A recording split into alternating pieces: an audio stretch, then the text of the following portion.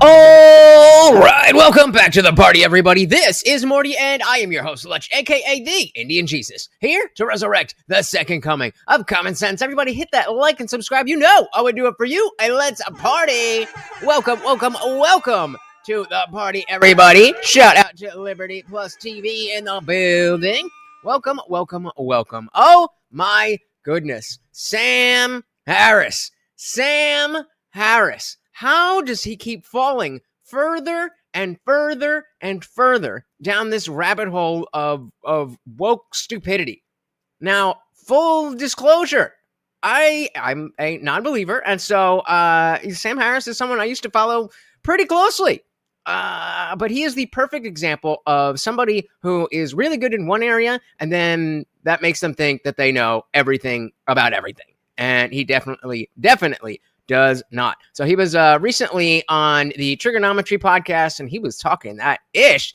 And let's dive right into it. As always, guys, if you cannot hear the video, please do let me know. So sorry, I know this has gone on for a long time with just me talking, but this is like a meme, me talking too much. But there's one other bit of this I want to explore with you before Francis takes over, which is the one thing. Look, I'm not American. Francis is not American. We love this country. We have so many great American friends. The one thing that does really give me pause is this conversation that I don't understand about a third term. Steve Bannon was pushing this idea a long time ago. And as we sat down to record this, President Trump was asked about this. He sort of gave a bit of a non-answer. He did say he wouldn't run as vice president, the sort of Russian Putin Medvedev switcheroo that they did way back. See, already, I definitely hate where, who Sam Harris is in this situation. But, that I've said from the very beginning, that third term talk is no bueno. Shout out to King Nirvana. Welcome to the party. Very good to see you, sir. How we doing today? I know that you've seen this, right? But that to me is the one bit of the one out of 1,000 things that caught your attention. I mean, like the fact that he's even after January 6th, the fact that we're even having this conversation. Of course, January 6th. There's nothing else that these people can think about.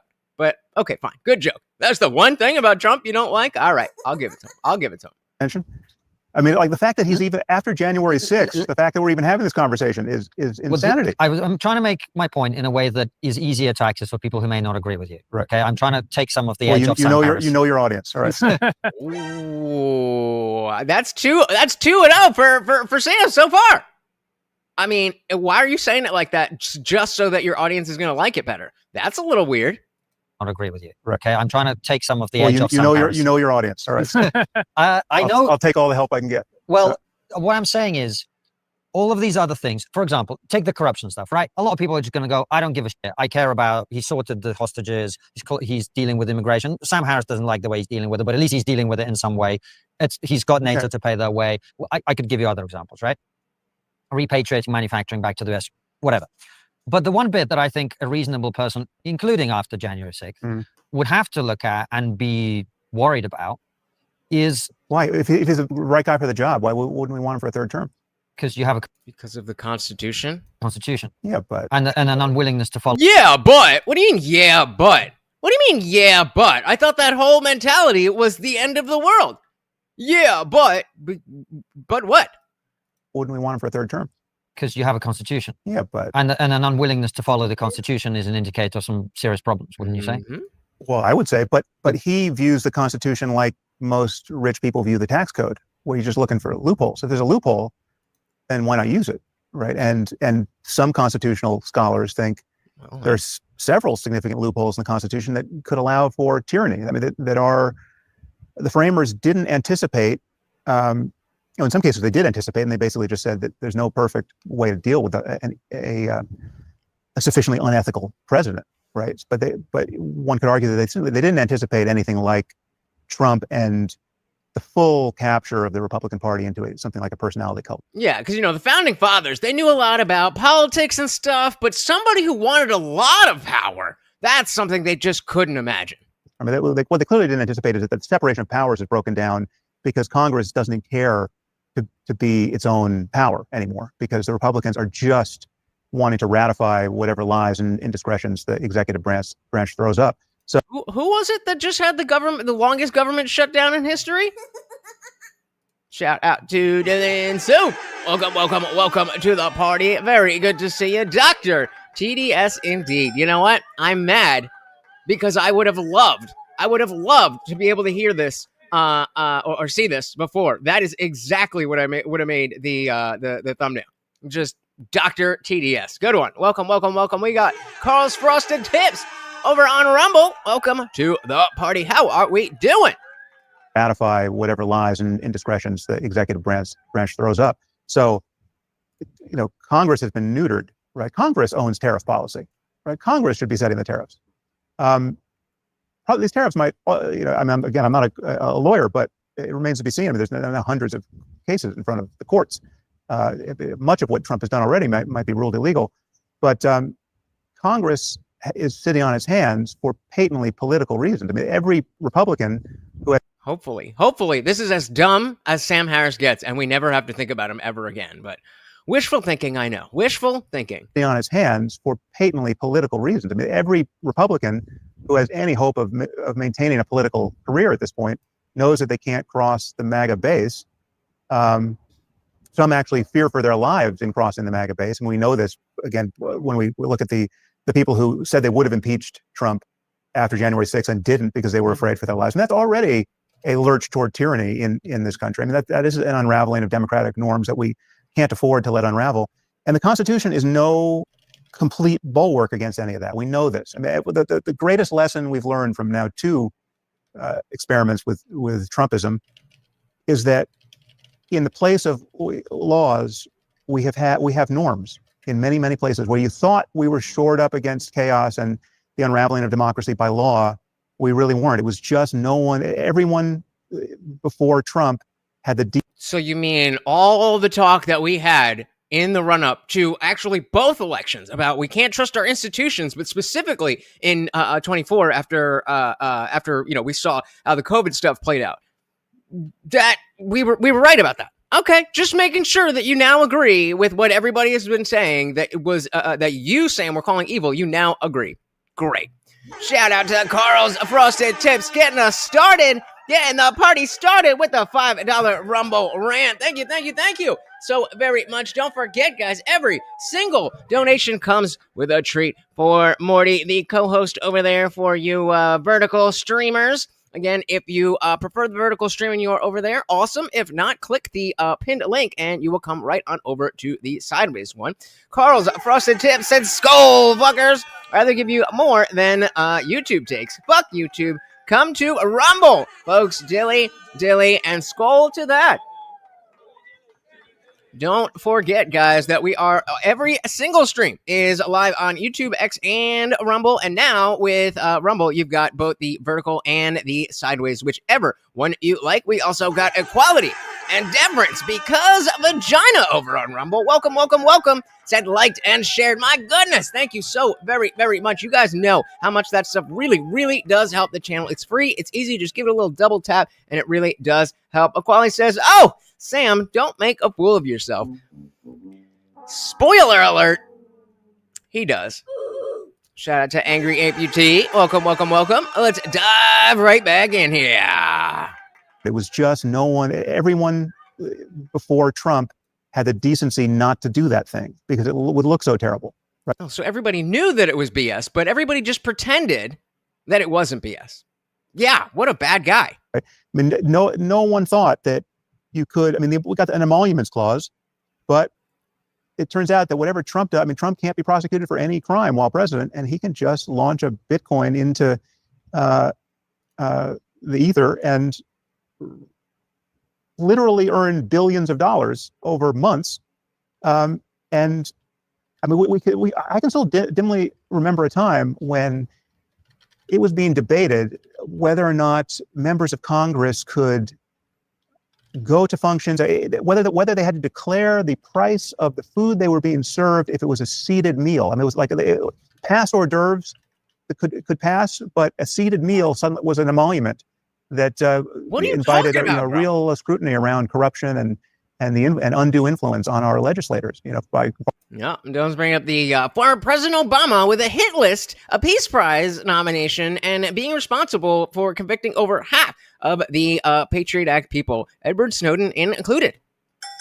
And he loved it. Sam loved it. He couldn't get enough.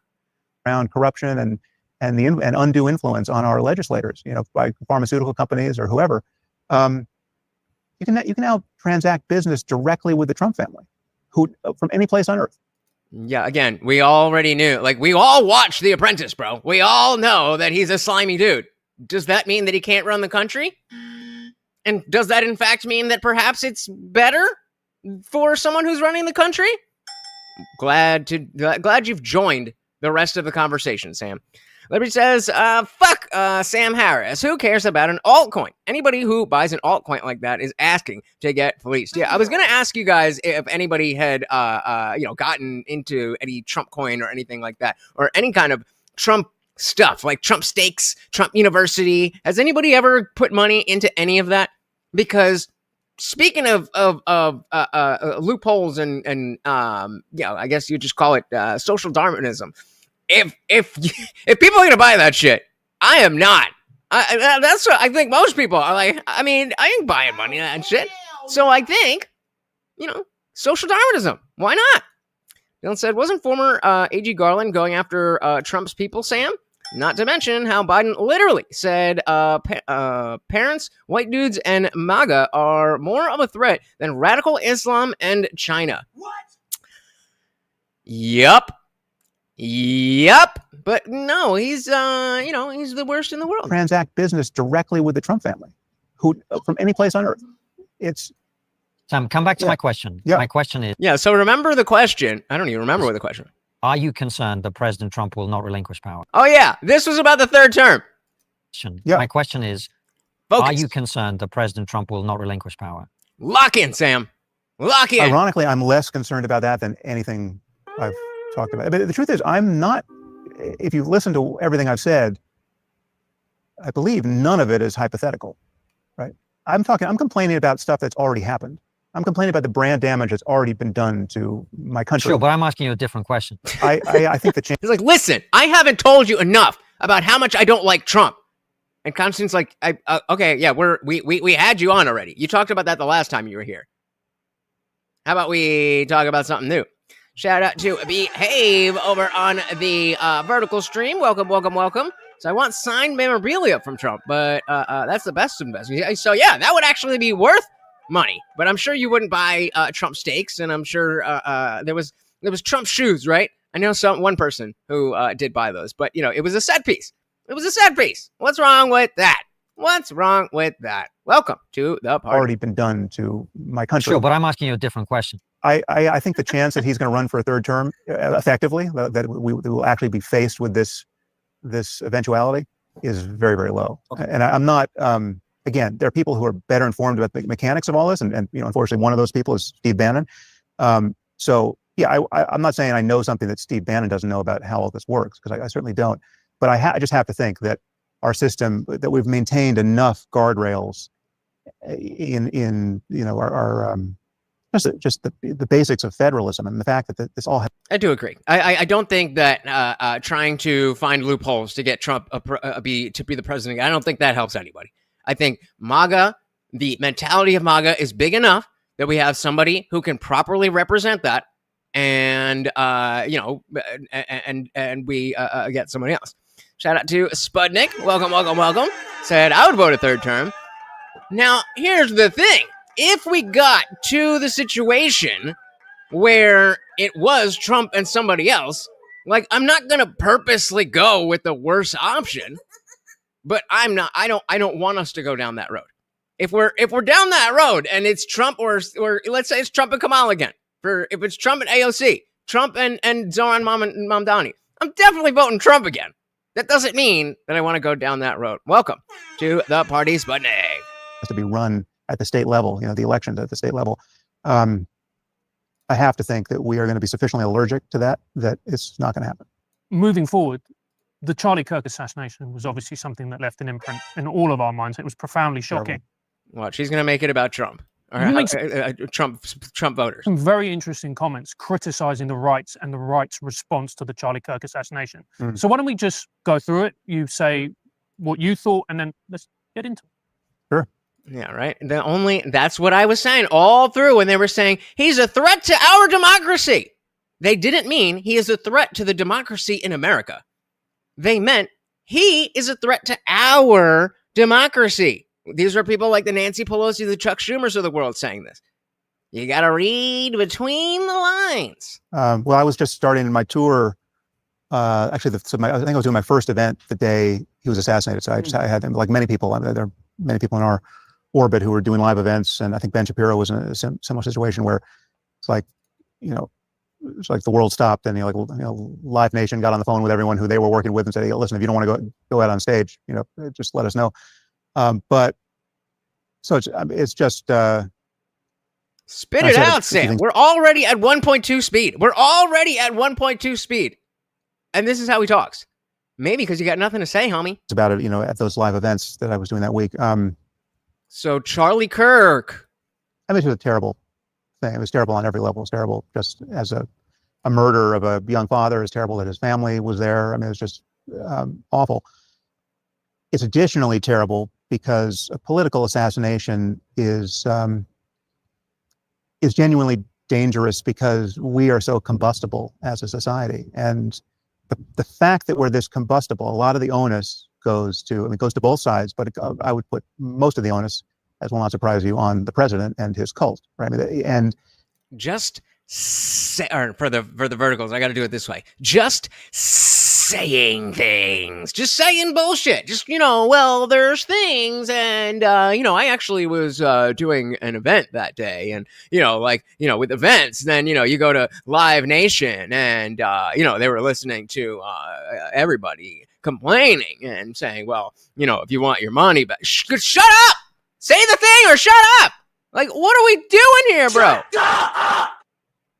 Echo or no echo? The onus, as will not surprise you, on the president and his cult, right? And I would say that the response to the assassination was highly asymmetrical in ways that don't make Trump and Trumpism look good. I mean, I thought, so for instance, all the people. Oh, well, if Sam said it doesn't make Trump look good, then we better listen. No echo? All right, there we go. We've got, I don't know why it always plays right in the middle. So no more of of my sounds not working. That don't make Trump and Trumpism look good. I mean, I thought, so for instance, all the people right of center were watching those awful videos of Gen Z maniacs celebrate Kirk's murder. And so watch how he's going to find a way to make it not about that, and how it's about something else, and not the fact that people were openly and happily celebrating the death of just a guy. Those awful videos of Gen Z maniacs celebrate Kirk's murder. Because again, he said awful. So I'm going to guess that's about as much hell as he's going to give these kids. And obviously all those people are dangerous morons on some level. And many of them, Okay, on some level, obviously mentally ill too. I mean, these are not, it's not the cream of the crop of the woke intelligentsia. Shout out again to Carl's Frosted Tips for the $5. You are our new sponsor of the stream. Don't forget, guys, every donation goes towards the Morty Memorial Fund. He is here. He is fine. But we had a discussion with the vet that will not be the case forever. Plus, we do also have the stream goal, 15 donations of any amount or a $50 total. And not only does Morty get a special treat, but you get to watch me try to bulk up these puny arms. I am so puny and I need your help. Carl got us started. Thank you so very, very much, sir. It's not the cream of the crop of the woke intelligentsia. There's just the sheer number of facial piercings you saw in those videos could have told you something. But what you didn't have left of center were prominent people with big platforms, prominent media figures, or, to say nothing of political figures, like, from Obama on down, say anything but this was horrible and we should never let it come to this in American politics, right? Like, this is I skipped the first 40 minutes of this because it was basically this, and it's not right until when they bring up Charlie, where the Triggernometry guys are like, all right, can we actually talk here? Do we have something to say? So I saved you from a lot. I saved you here. Look, I saved you from all of this. We will go back to Sam talking about Trump and immigration if we get to the end, but it was more of, how are we doing this? Exactly what you would expect. There's no party left of center, real party for political assassination, and yet Well, wait, what did he say? No party. Right. Never let it come to this in American politics, right? Like, this is there's no party left of center, real party for political assassination. There's just multiple. There's just a collection of ideas that are based on violence and destroying anything beautiful. What are you talking about? We should never let it come to this in American politics, right? Like, this is there's no party left of center, real party for political assassination, and yet right of center, very prominent people from the president and Elon on down treated it like the first shot fired in the Civil War. But it was a shot, and you're talking about words. At the very best, it still was someone getting shot in the neck. Totally irresponsible, totally dishonest. Unlike calling everybody Hitler and Nazis and fascists, that's totally responsible and has nothing to do with this. I don't understand how you can, like Liberty said, the worst thing we know is he's smart. So that means he's actually just evil. I swear this guy got in a car accident or something. The fuck is wrong with him? I'm dying right now. This is the ramblings of a crazy person. Facts. Yep. First shot fired in the Civil War. Totally irresponsible, totally dishonest. I mean, these people were arsonists pretending to be firefighters. I mean, Elon jumped on X within minutes before Kirk was declared dead, certainly before his killer was caught, and said the left is the party of murder. Right. And then I think, because it is. Just because you don't like it doesn't mean it's not true. Some hours later, he said, if they won't leave us in peace, there's nothing to do but fight or die. Right. I mean, to 225 million people. Right. So to have the richest guy in the world on the most. So again, exactly as I said, we're talking about, that gunshot was really bad. But what about them words, huh?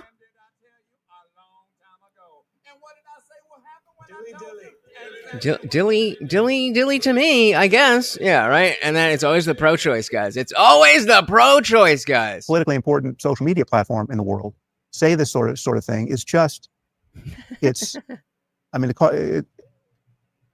beyond reckless. I mean, it's just sociopathic. It's just to shoot someone in the neck. Yes, I agree. He is just flinging matches into a landscape that has been just soaked in gasoline. Well, hold on there, Dylan. I mean, clearly, if we look at the differences, then the summer of love was totally justified because people thought and things and felt things.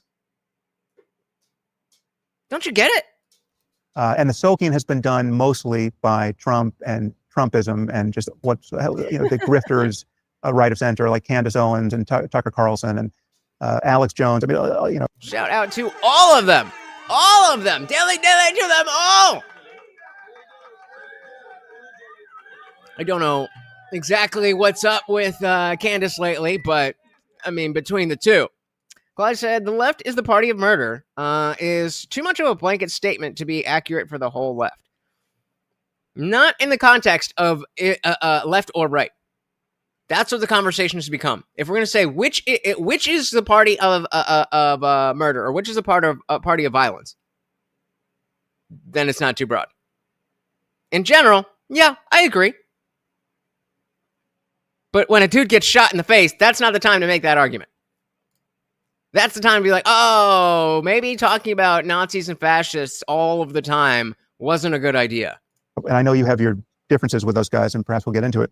We But- have a lot of differences, guys. Yeah. I mean, Shout out to AI Whisper Max. Welcome to the party. Says Sam Harris, one of the most vile men ever, weighs in. Who cares? If you're a Sam Harris fan, you're a scumbag. Well, I can agree with that. Welcome. I care because, unfortunately, there's a lot of those scumbags out there, and I want to know what the fuck they actually think, and they think exactly what he's saying. Welcome to the party. Larry said Alex Jones will live forever in meme culture because they're turning the friggin' frogs gay. interesting how the landscape is fracturing right of center.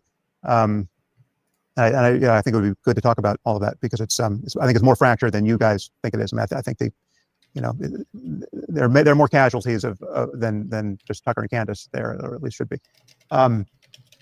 But this was a highly asymmetric moment of political hysteria, right? Because one side murdered somebody and the other side didn't. So left of center, you had genuine lunatics who represent no one celebrate the murder of Charlie Kirk. They represent no one. I mean, I know they represent nothing, but they definitely they represent no one. That's convenient. They don't represent the people who they get all this fucking bullshit from. They don't represent the people that they voted for who represent them. I mean, the cope is never ending. Shout out to the nose over on the vertical stream. Said, let's like and subscribe. Dude needs more than 4 likes. That's what I'm saying. We only got 5 on the other stream. So I appreciate it. The nose. Welcome to the party. We also got the Del Paxton. Welcome. Said Sam Harris is turning more and more into a mouse every day. Every single day. Just when you think he can't get any worse. Welcome to the party, guys. Genuine lunatics who represent no one celebrate the murder of Charlie Kirk. Let's just pause that there. Isn't there an argument to be made, Sam, that the rhetoric of the left, calling everyone fascists and Nazis, when quite patently they're neither fascist? Look, you can... Well, it's interesting because Larissa is going to be standing out on the corner in New York City wearing a onesie, screaming about fascism while we fly by on hoverboards. Maybe, but you bring up Sam and New York City. I'm interested to see if and what he has to say about Mamdani, because one thing that I am almost certain, I could be wrong, but I'm almost certain that Sam Harris is not going to go back on is the fact that Islam is bad. If there's one thing I believe I can trust Sam Harris on, is to think that Islam is bad. But Mamdani, I don't know. Which way does he go? That will tell you where the dogma is. Where is the dogma stronger, in his politics or in his philosophy? Fascists and Nazis, when quite patently they're neither fascist. Look, you can have your criticisms about Charlie Kirk's politics, but let's be honest, he was a right-wing conservative, a Christian conservative. He's not a fascist, he's not a Nazi. Yet that accusation had been made time and time again, not only against Kirk, but also people of that particular branch of politics. Doesn't that incentivize these type of murders, these type of violence, this type of... Oh my goodness, I love this. I've not heard this before. A good kid always obeys Mommy and Donnie. Dilly Dilly fucking dilly to that one. That is a good one. The politics. Doesn't that incentivize these type of murders, this type of violence? Well, it's more complicated than that because Oh, it's more complicated than that. so Trump is not Hitler. I've never said he was. We're not living in. I never said he was. So the fact that I support all these people who do say it all the time, well, it's a little bit more complex. Is it though? Weimar Germany now in America, but he is a genuine wannabe authoritarian doing many authoritarian things and Such damaging our democracy. We're not going to give any example. Okay. With both hands, every chance he gets, right? So I don't know, and we're just taught. You're now asking me what I think about the prospect of him running for a third term in just overt. No, that was 2 questions ago. I know that you can't think about anything but Trump, but that was 2 questions ago. We were talking about Charlie Kirk and rhetoric around Charlie Kirk. Stick with us, big brain. Dr. TDS. Now asking me what I think about the prospect of him running for a third term in just overt defiance of the 22nd Amendment, right?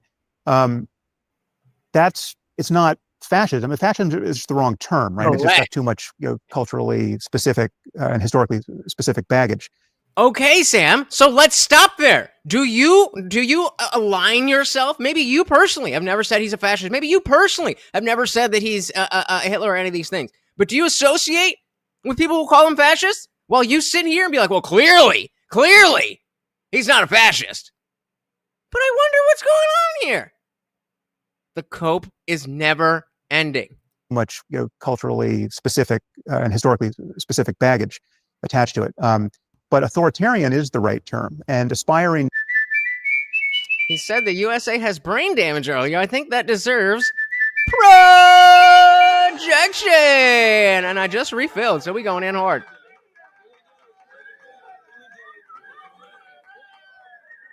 Good catch. Good catch. That projection whistle. We got to know when people are full of shit. Thank you, sir. Attached to it. But authoritarian is the right term, and aspiring tyrant is the right term. And he's just not. Oh, not going to back it up again. Okay. The truth is, he's not effective enough. He's not ideological enough. He doesn't care about enough big things to worry me that much, right?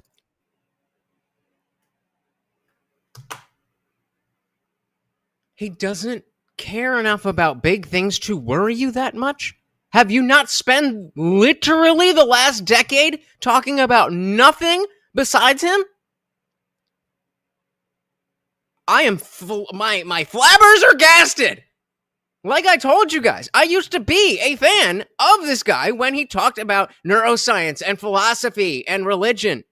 And then one day, the Waking Up podcast was getting more and more and more political and more talk about Hillary Clinton this and Hillary Clinton that. And then Donald Trump is the devil. Maybe he never specifically said that, but he talked extensively about how it would be the end of the world if he won. And then he kept going. And then he ran again and did the same exact thing. And then he won again. Oh, it doesn't worry me that much. I mean, what do I even do with that? Yeah, Trump, the guy that I've been ranting about nonstop for the last decade, I don't really care that much about him. Turns out, Sam actually sleeps with his head shoved up his ass. I'm sorry, I do not have any, I don't know what to say to that. Logical enough, he doesn't care about enough big things to worry me that much, right? I mean, if he were this is a point I've made to the consternation and confusion of many audiences, but the irony is, if he were a better person, he'd be a more dangerous person, right? If he Liberty, 2 for 1. So the aspiring tyrant now has his favorite argument has taken the place of, well, if it were different, it would be bad. But now he put both in one sentence. That at least gets a dilly. Oh my God. What is happening? Is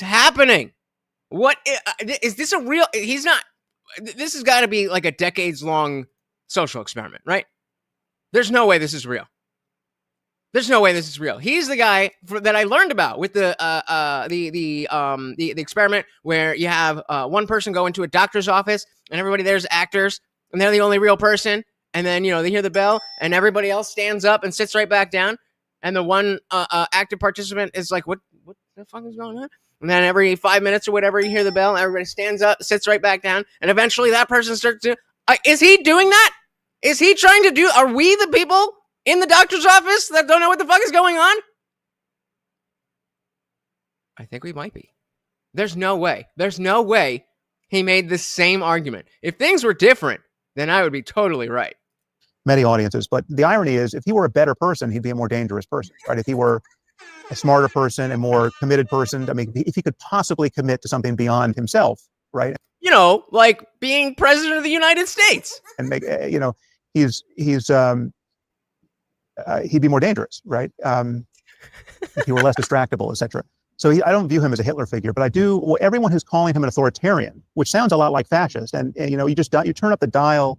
And so, if we go back through your social media and your podcast, then you will be very strongly saying, "Hey, guys, those of you that also don't like Trump should not be saying that he's a fascist because he's an aspiring tyrant.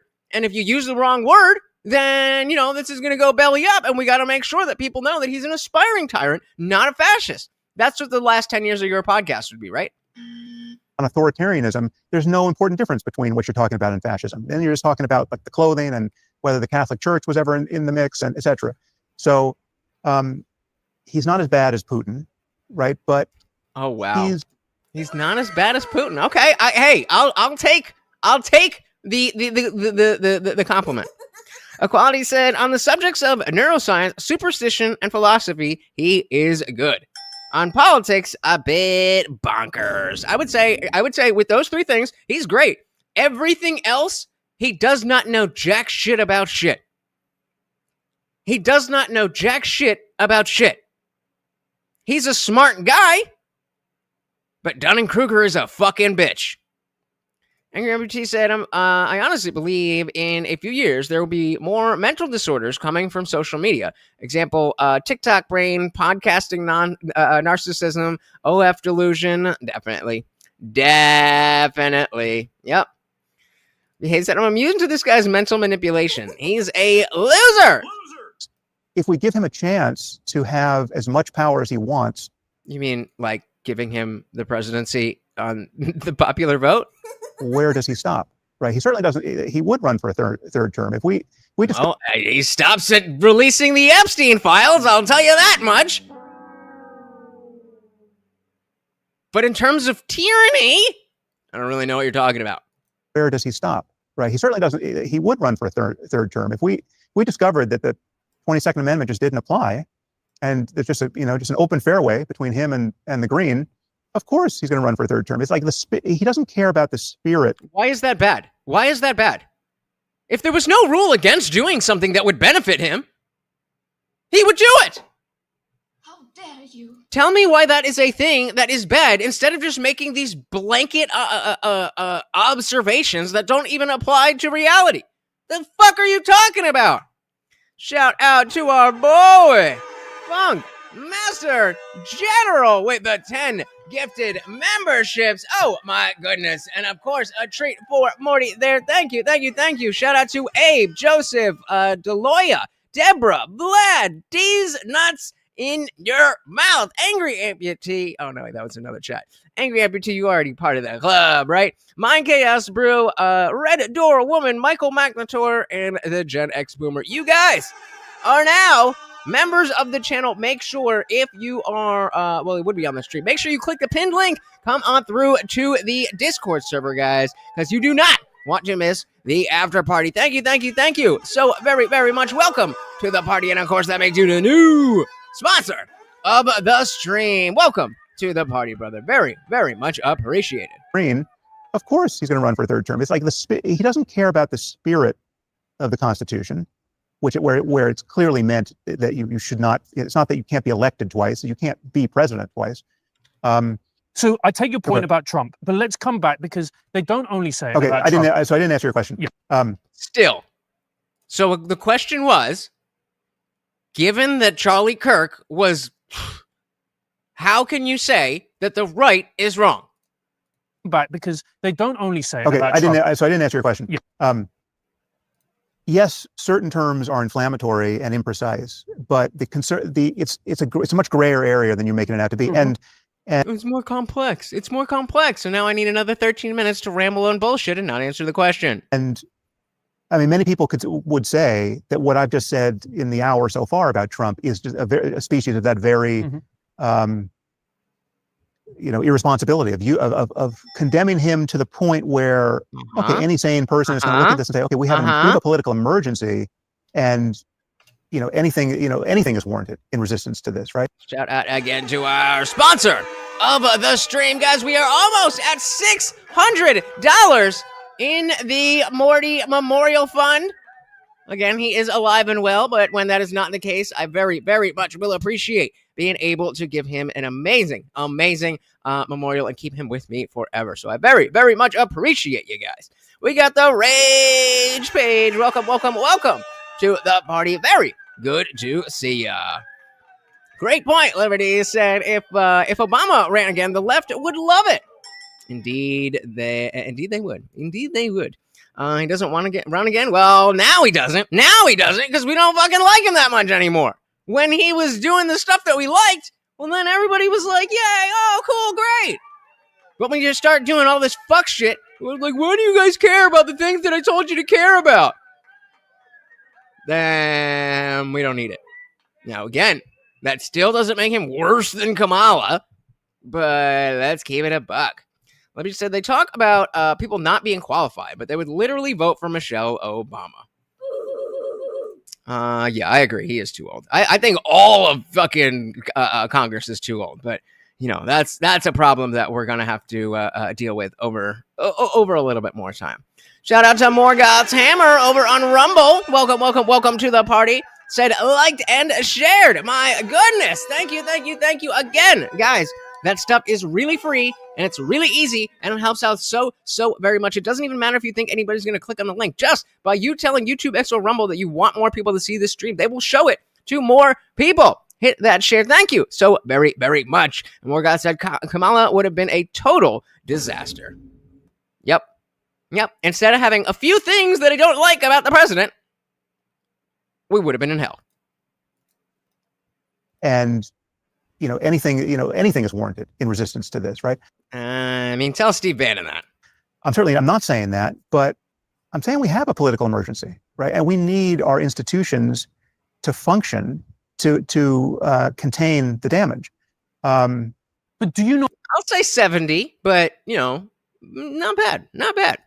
Rage Page said if it was an FU to the people who voted for Kamala. Yep. To contain the damage.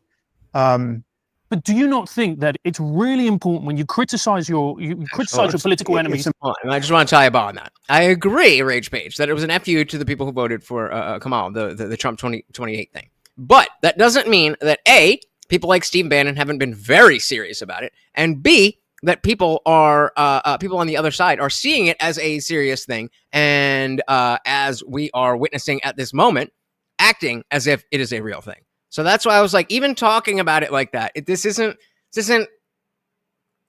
helpful. Important to be honest. It's really contain the damage. All right.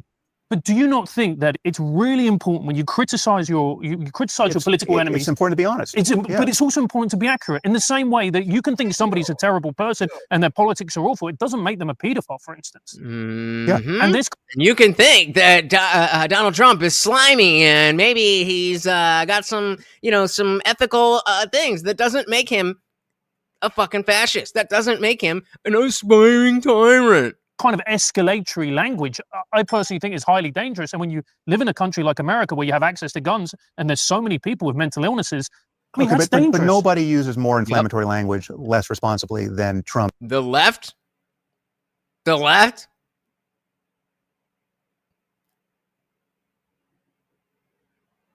What are we talking about, bro?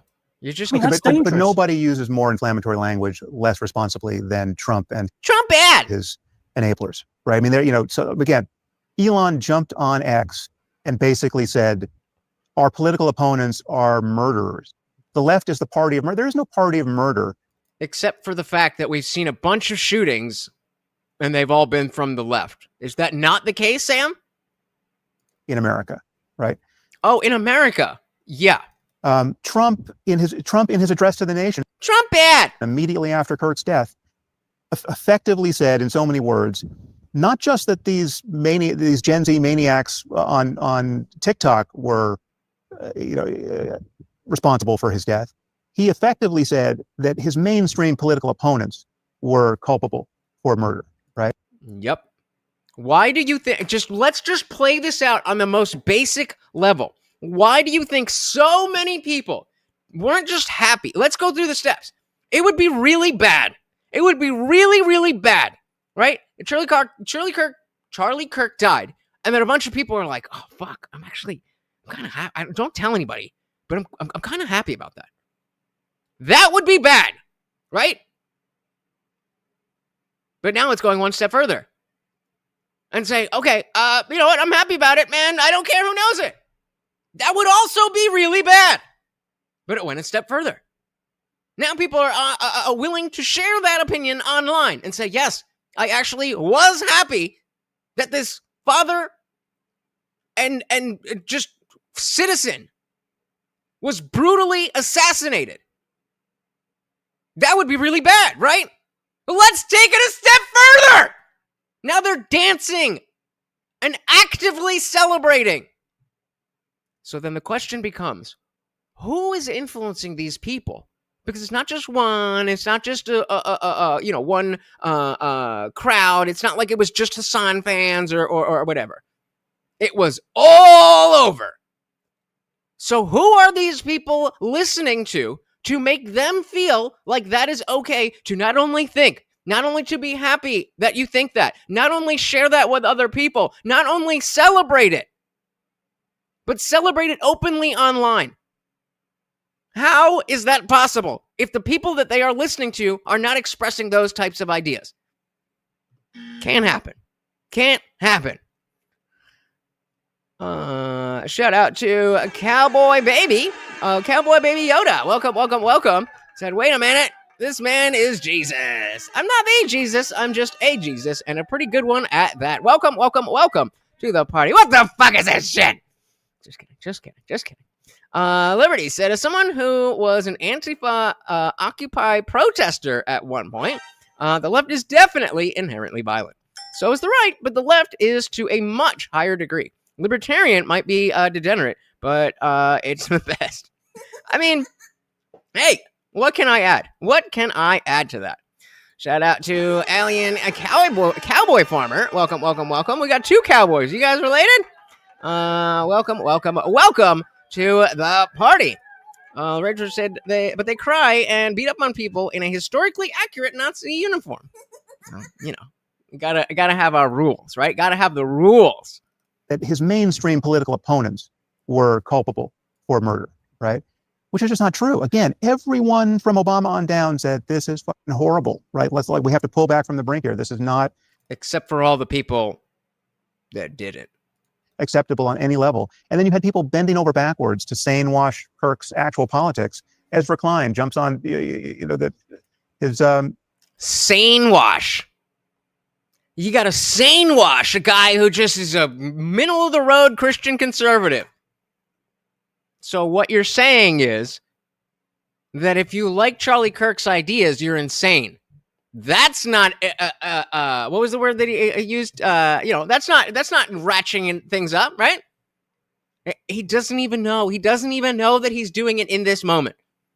The lack of self-awareness should be a blaring red flag. Morga, Equality said they certainly have some really crazy people. I mean, and sure, so does the right. But like we're saying, there's so many levels of social proof. Hey, this is good. Other people will like this. People didn't think that for no reason. But Sam, he's like, well, it's more complex than that. Morgan's Hammer said nothing remotely degenerate about being libertarian. It's only rationally, it's the only rationally consistent position. I agree, but let's be honest. There's definitely some degen shit in especially the left-wing libertarians. Like, yikes. Politics but that doesn't mean I won't get online and debate those things. I clipped a debate for what was it for but I clipped a debate that had to do with the toots, the Then you had people bending over backwards to sane wash Kirk's actual politics.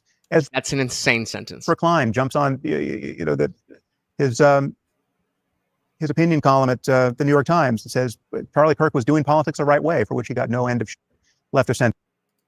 Charlie Kirk was practicing politics the right way. He was talking to people. Where's the pushback? What was wrong about the way that Charlie Kirk was practicing politics? That would be an interesting question from Konstantin or Francis, but just let him ramble. It makes me think that the Triggernometry guys actually believe this shit, but they happen to be a little bit more right-leaning in other ways, and they have TDS, so they bring people like Sam on to say these things and not push back, or push back a little bit, because they know their audience, right? That was a weird fucking comment. It says Charlie Kirk was doing politics the right way, for which he got no end of left or center. Everyone was being sensitive. Everyone with any real platform was being sensitive. And what you had right of center were just, with the important exception of Kirk's wife, during her eulogy, right? Oh, now we're going to talk about his wife. And yes, guys, I am debating Made by Jim Bob in 3 days right here and on the Speakeasy platform. You'll be able to see it whatever. And you know what? I was going to, take a lot of time and do a bunch of research and, really bone up on my philosophy and all that stuff. But I watched one of the debates that he did recently. I forget what it was. And I think that I really do think that he is overestimating how, what arguments are going to be brought to the table. I think he's assuming that because I'm an atheist, I'm going to be a leftist, and because I'm a leftist, I'm going to try to appeal to secular humanism. It's going to be a good time. It's going to be a good time. November 25th, me and Jim Bob, let's do it. Important exception of Kirk's wife, during her eulogy, right, who struck a very different note. Stephen Miller's eulogy was madness. It was fascistic madness. This is right. Stephen. I thought you said it wasn't fascism. Now it's just fascistic. He's not a fascist guy. He just does fascisty things. It was fascistic madness. This is right. Stephen Miller is a character, apart from the fact that he's Jewish, is a character right out of Weimar, right? He's a lunatic in how he messages into this combustible environment. Do you remember? Did you watch his speech? I didn't watch his speech. You should watch his speech. It was the most insanely vituperative. Well, guys, of course, it does sound different to me now. There's no echo on that, right? But okay, what? Who are we talking about? What's his name? Stephen. His speech. It was he's a lunatic in how he messaged. Right out of. Stephen Miller is a character. Stephen Miller. Okay, so let's do Stephen Miller. Come on. Shout out to Speakeasy right there. Oh my goodness, on this channel right here, guys. Look for the teddy bear. Look for the teddy bear, or just watch it right here. All right. What am I looking for? Stephen Miller. Charlie Kirk Memorial. 6 minutes. All right, let's see how fucking crazy, how insane, how unhinged, how authoritarian, how quasi-tyrannical this speech is going to be.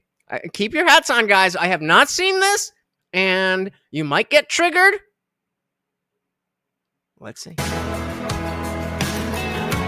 Please welcome to the stage, Stephen Miller. Fascistic! Hello, patriots.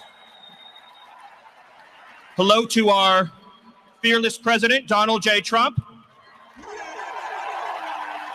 And hello to millions of Americans all across this land who are gathered in sadness and sorrow to mourn Charlie Kirk, but also to dedicate ourselves to finishing his mission and achieving victory in his name.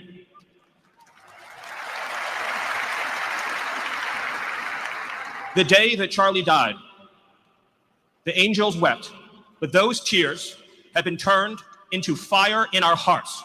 Shout out to Joe. Welcome, welcome, welcome to the party. Patriots are fascists. Same thing. If you were listening to Sam Harris, you would know. They're the same thing. But of course not. The Equality said it's Dr. Evil. Oh my goodness. Tears have been turned into fire in our hearts. And that fire burns with a righteous fury that our enemies cannot comprehend or understand. When I see Erica Fascism! and her strength and her courage, I'm reminded of a famous expression. Misogyny. Just, ugh. How do you talk about women that way? The storm whispers to the warrior that you cannot withstand my strength. And the warrior whispers back, I am the storm. Erica is the storm. We are the storm. And our Fascism! enemies cannot comprehend our strength, our determination, our resolve, our passion.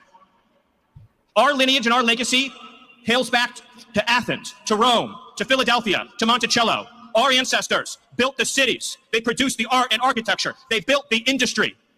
Erica stands on the shoulders of thousands of years of warriors, of women who raised up families, raised up city, raised up industry, raised up civilization, who pulled us out of the caves and the darkness into the light.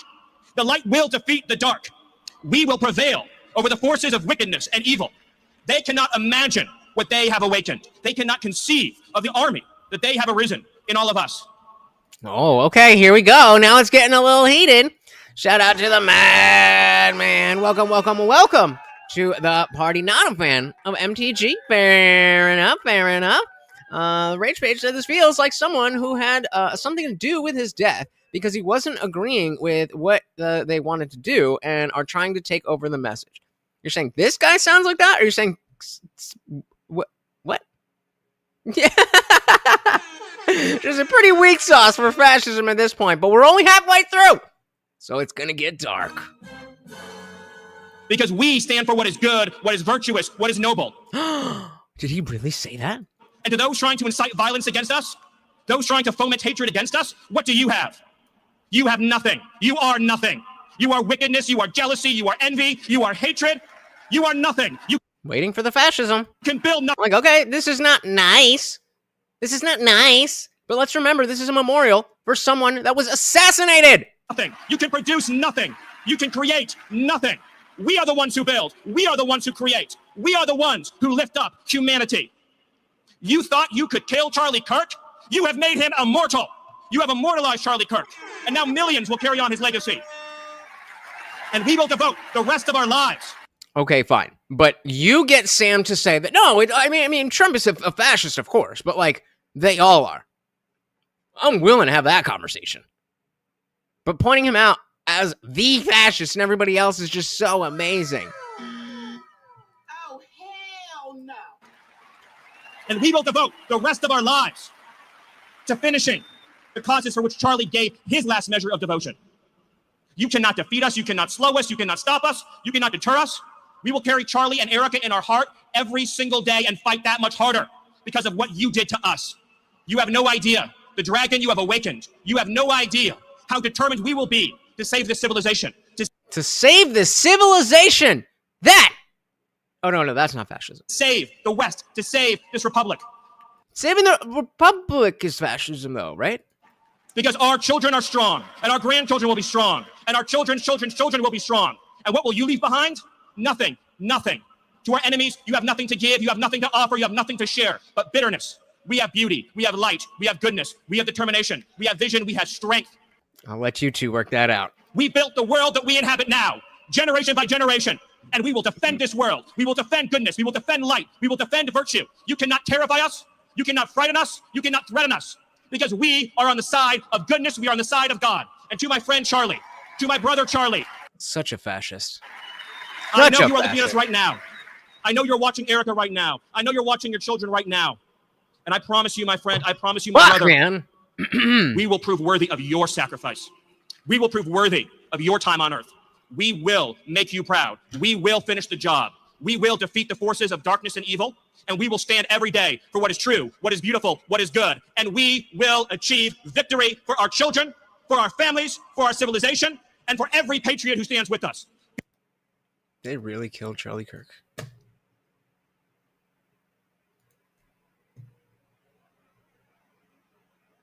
How dare you have emotions? How dare you understand what the fuck is really going on? Well, no, it's just some, mental health. It just has nothing to do with politics. It has nothing to do with politics. Shut up! It's fascistic madness. I mean, this is right. That's the fascistic madness that we just saw. Like, Stephen Miller is a character, apart from the fact that he's Jewish, he's a character right out of Hey, Weimar, yo! right? I mean, he's a lunatic in how he messages into this combustible environment. I did not realize that Sam was a groyper. That's what he hates, not the fascism. It's the fact that he's a Jew. Did not see that coming. Right? I mean, he's a lunatic.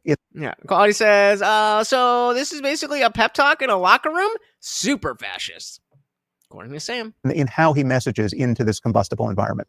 I mean, Any you remember, examples? did you watch his speech? I didn't watch it. Okay, you should watch We his did. speech. It was the most insanely vituperative, just What does vituperative mean? just Thank you for asking, Konstantin, because we were about to look it up. of a pure hatred. We are good. We will save the West. We will save the Republic. Pure hatred. What? What do you guys think? Projection. Maybe. It is you, sir. Maybe it is you, sir, who is filled with hate. And therefore, you must project onto the rest of us. You ever think of that? Everyone left of center. I mean, just you people are nothing. We will destroy you. You have awakened a dragon. You have no idea what you and the not so much from him, but from other people on the dais that day. There was just this volcanic expression of Christian nationalist. He mentioned God once. And Joe, I don't know how familiar you are with Sam's past and his coming up, but he was part of the New Atheists, and so he's got like his first like mainstream moment was when Ben Affleck was yelling at Sam for saying Islam is the motherlode of bad ideas on Bill Maher's show, and he's like, I'm not saying Muslims, I'm saying Islam. I'm not talking about Muslims. I'm talking about Islam. And so that's what I was saying. Somebody brought up New York City earlier. I'm like, I wonder how he feels about Mamdani. That is very clearly pushing and inching more and more Islam into his, or maybe not so much inching more Islam, but inching out what is Islamophobia. And if you don't listen to what I say, if you don't like what I say, if you don't love every word, then it's Islamophobia. So, I don't know. It might be the fact, not the same thing. It might be the fact that if we do start looking to see, or we do start seeing some type of Islamic uprising, I would hope that would be enough for Sam. Because as I was saying before, that is the one thing that I believe could shake his dogmatic hatred for Trump. Could. Not would. Could. Will it? I don't know. But it is coming. So hold on to your hats. Expression of Christian nationalist kind of just, I mean, it's just pure moral confusion and political hysteria from my point of view. It was their George Floyd moment. Again, yes, without the riots and obviously. Well, let's go ahead.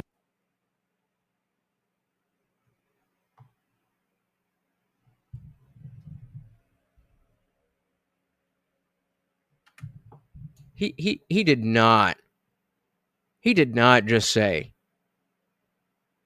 that the assassination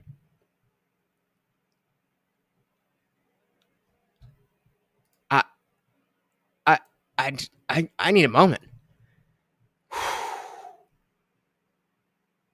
All right. In case you missed it, I told you it gets fucking heated. Do you trust me or do you trust me? It was their George Floyd moment again. How dare you? And yes, without the riots and obviously. Well, that's quite a And the criminality. How about that? big deal, Sam. No, it's But this is what I was going to bring up. it's a superficial deal. Hold on a second. It's a superficial deal. No, you're a superficial deal. God damn. Holy shit. Holy fucking shit. So these two are just the hosts of this podcast, Triggernometry, Konstantin Kissin and Francis Foster, and the other guy is Sam Harris. Like I said, he was a big name with New Atheism in the mid 2000s, or like the 2000s to 2010s, and I was a huge fan. Some of his books unironically changed my life, but now he's this. Comparing George Floyd to Charlie Kirk. It's like, well, but without the riots. Oh, okay. So basically, it's exactly the same, except for all of the parts that actually matter. That's a Sam Harris argument, if I've ever heard a Sam Harris argument. It was their George Floyd moment again. Yes, without the riots and obviously. Well, that's quite a big deal, Sam. No, it's But this is what I was going to bring up. It's a superficial deal. Hold on a second. Hold on. It's a big deal, but it's not. It is a bigger deal to have the president of the United States come before the country and say, basically, half of mainstream America is a terrorist organization. Like those are not. What are you referring to?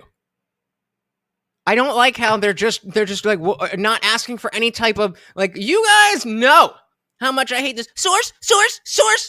Shout out to Guamtech. I don't like info-cucked debates and shit.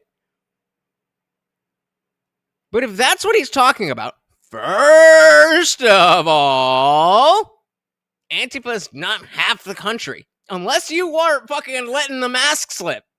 Unless you, Sam, are letting the mask slip and see that, oh, actually, we are all Antifa on the left. Unless that's what you're saying. Which I don't know, because you're not fucking saying anything.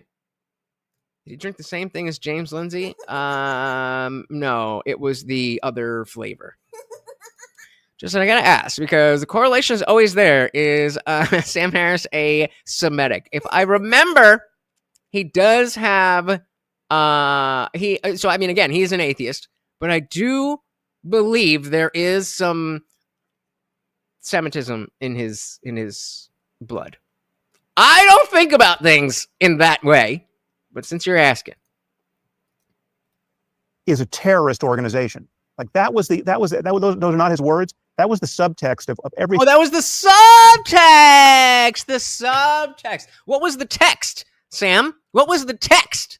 What did he say? Not what did your brain spin his words with your semantic obfuscation and then your brain encoded, oh my God, everybody hates everything.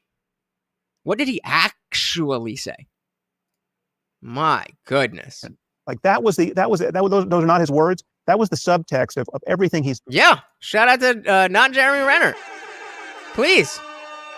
Give me the exact text of what he said, where he said half of the country is terrorists. I'll wait. Said in that address to the nation, it was completely of a piece with. No, I don't. But I'm not claiming that he's saying this, and I'm absolutely positive that I would have heard if the president of the United States called half of the country terrorists. So go ahead and prove me wrong on my own show live on air. Go ahead.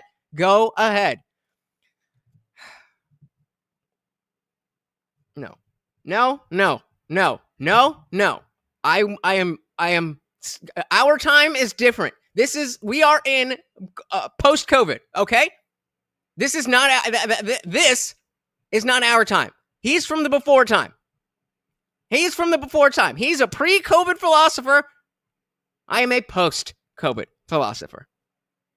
We are not the same. subtext of everything he said in that address to the nation. It was completely of a piece with Elon's tweets, right? The George Floyd thing, I think you're going way too far, Sam, and here's why. There's no daylight between us about the George Floyd riots. I mean, I know. we view it in precisely the same way. I just view Trump differently. Hold on. Right, but so either you understand what the riots are and how bad that was, and the fact that it was built on such shaky ground, and that is completely different than what we're talking about, or you just don't care and you're lying. You can't have both. You can't have both. True. Floyd riots. I am not taking that. You are not clouding all philosophy and all philosophers because of this fucking cuck. Not happening. Not happening. Not on my show. Way too far, Sam, and here's why. There's no daylight between us about the George Floyd riots. I mean, I know. we view it in precisely the same way. I just view Trump differently. Hold on. What I'm saying is something else. We agree that burning down cities and taking over districts in America and burning police stations and killing a lot of black people and these moronic chants of defund the police, which led to more black people being killed in their communities and in the cities. All of that's crazy, right? And wrong. But what I noticed, and I'm just telling you what I noticed, right, is when Charlie Kirk was murdered in this way, which I thought was horrific, and I think we do know, as far as I can tell, that it was politically motivated. And I would argue, you may disagree, but for me, the word Nazi and fascist has a very unique dimension to it, which is we have been trained as a culture to view these people as a specific threat to the democratic order, to minorities. It's when we think of a Nazi, we think of someone who's going to take over the country, destroy democracy, and murder millions of people. Yeah. That's what. Yep. It's just yeah, totally. I personally have never called him a Nazi, but I just hang out with people who nonstop call him Nazi, and then I'm very confused when the people who listen to the people that I hang out with think that he's a Nazi. It's crazy, but he is a fascist. Nazi is. So what happened was I do think there. hold on, but let me finish. Wow, really? You have an issue with the fact that our culture is primed to think of Nazis as people who are killing people and a threat to the liberal order. Come on, bro. So what happened was I do think there. hold on, but let me finish. What happened was a lot of people on the right, and even people like you, and even people like us who are not even on the right, have been called those terms by some people. In your case, for being critical of Islam. In our case, for questioning the insanity of the left, etc. Right? In my view, that is putting a target on people's back. But the other point is, when Charlie Kirk was murdered, it was horrific for anyone really watching it and what happened. Did you worry for 1 second that there's going to be streets burning in America? Did you? Nope. That's a good poll. Did you worry about rioting for CK's death? Be honest. We're all. I mean, we don't have any. We don't have. Sam's not here. We don't have to be all like, ooh, it's anonymous. Just genuinely. Were you worried? What did I say? Did you worry about rioting for Charlie Kirk's death? Yes or no? Did you worry for 1 second that there's going to be streets burning in America? Did you worry that police stations were going to be burning down? Did you worry about any of that? Because I didn't. No, but again, So you're not going to stop and think about that question. You're just going to listen to respond. No, but the reason for that is because Trump bad.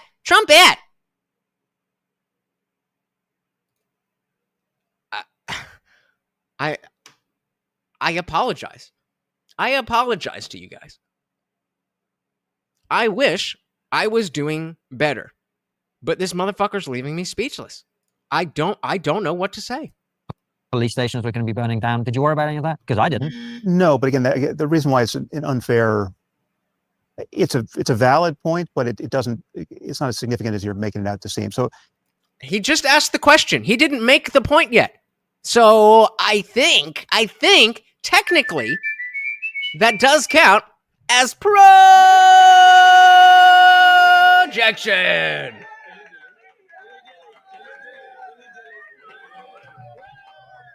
Maybe the post-COVID philosophers are misusing the logical fallacy names. I will take that, but I do know that at the very least, it's a straw man. It's not as significant as you're making it out to seem. I haven't made it seem to be anything. I just asked if you worried about it. But he knows that, oh, well, that means that maybe then the people who were affected by their George Floyd aren't as violent. But it's not as simple as that. Okay, Sam, give us the complexity. And it's of a piece with a point that many people made during the elections, right? When businesses and Beverly Hills are boarding up their windows, right, in anticipation of political chaos. Should the election go one way or the other, many people, right of center, pointed out, okay, the people are boarding up those windows not because they think Trumpists are going to start looting Williams-Sonoma. Right. It's the left that's going to do it.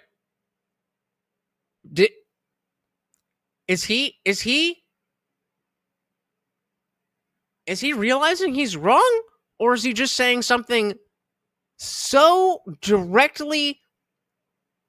Again, I don't even know what exactly. Nobody is worried about Trump supporters committing violence. That's the point.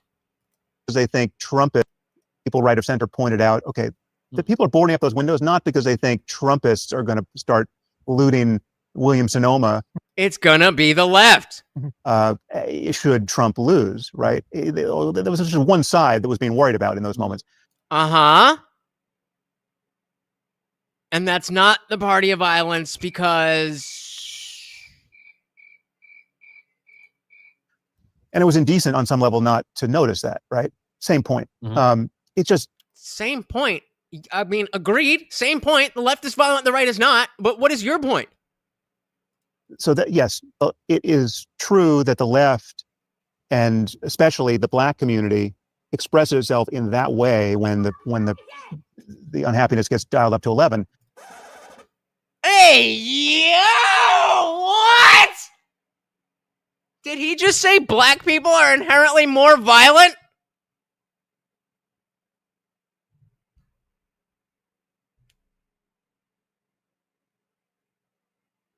This is, oh my God.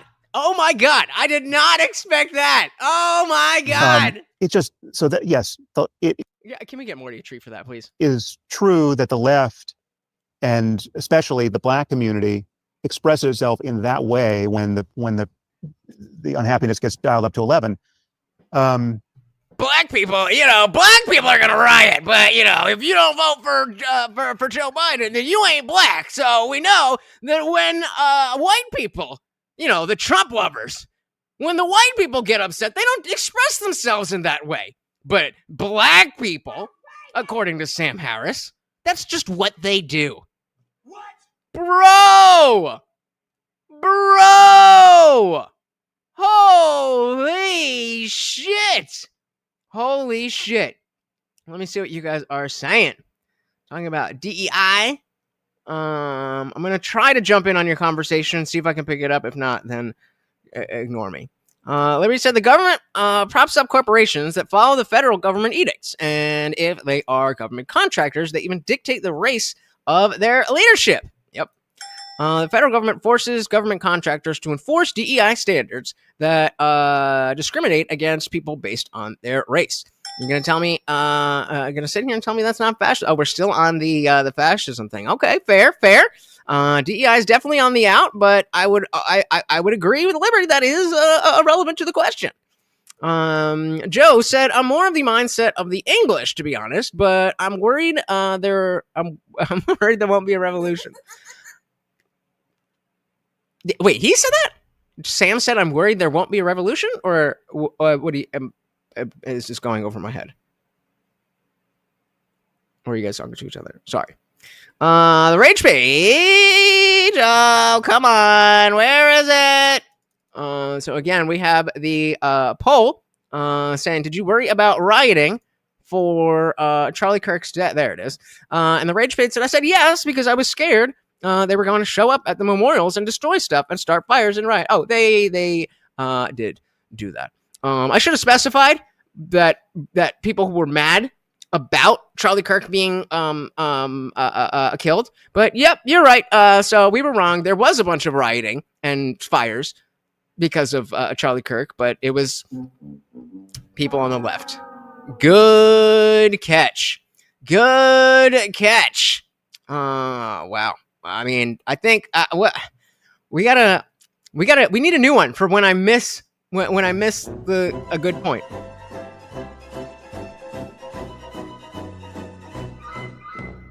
That was empty. I could lie to you, but all right, moving on. The federal government has the power right now. Therefore, corporations to force corporations not to hire white people. I mean, yeah, I think that's Madman. I think that's what he's saying. That's illegal, except that they're doing it under the name DEI, and that is why Trump won. I mean. Yeah, I mean, this is not my boy! This is not my boy! Fuck you! Fuck him! No! Okay? Sometimes really bad and stupid people have good ideas. I'm sorry, but sometimes bad and stupid people have good ideas. This is a bad and stupid person. But in 2003, he had some damn good ideas.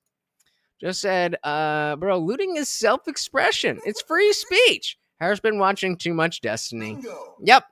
Hey, shout out to Funk Master General again!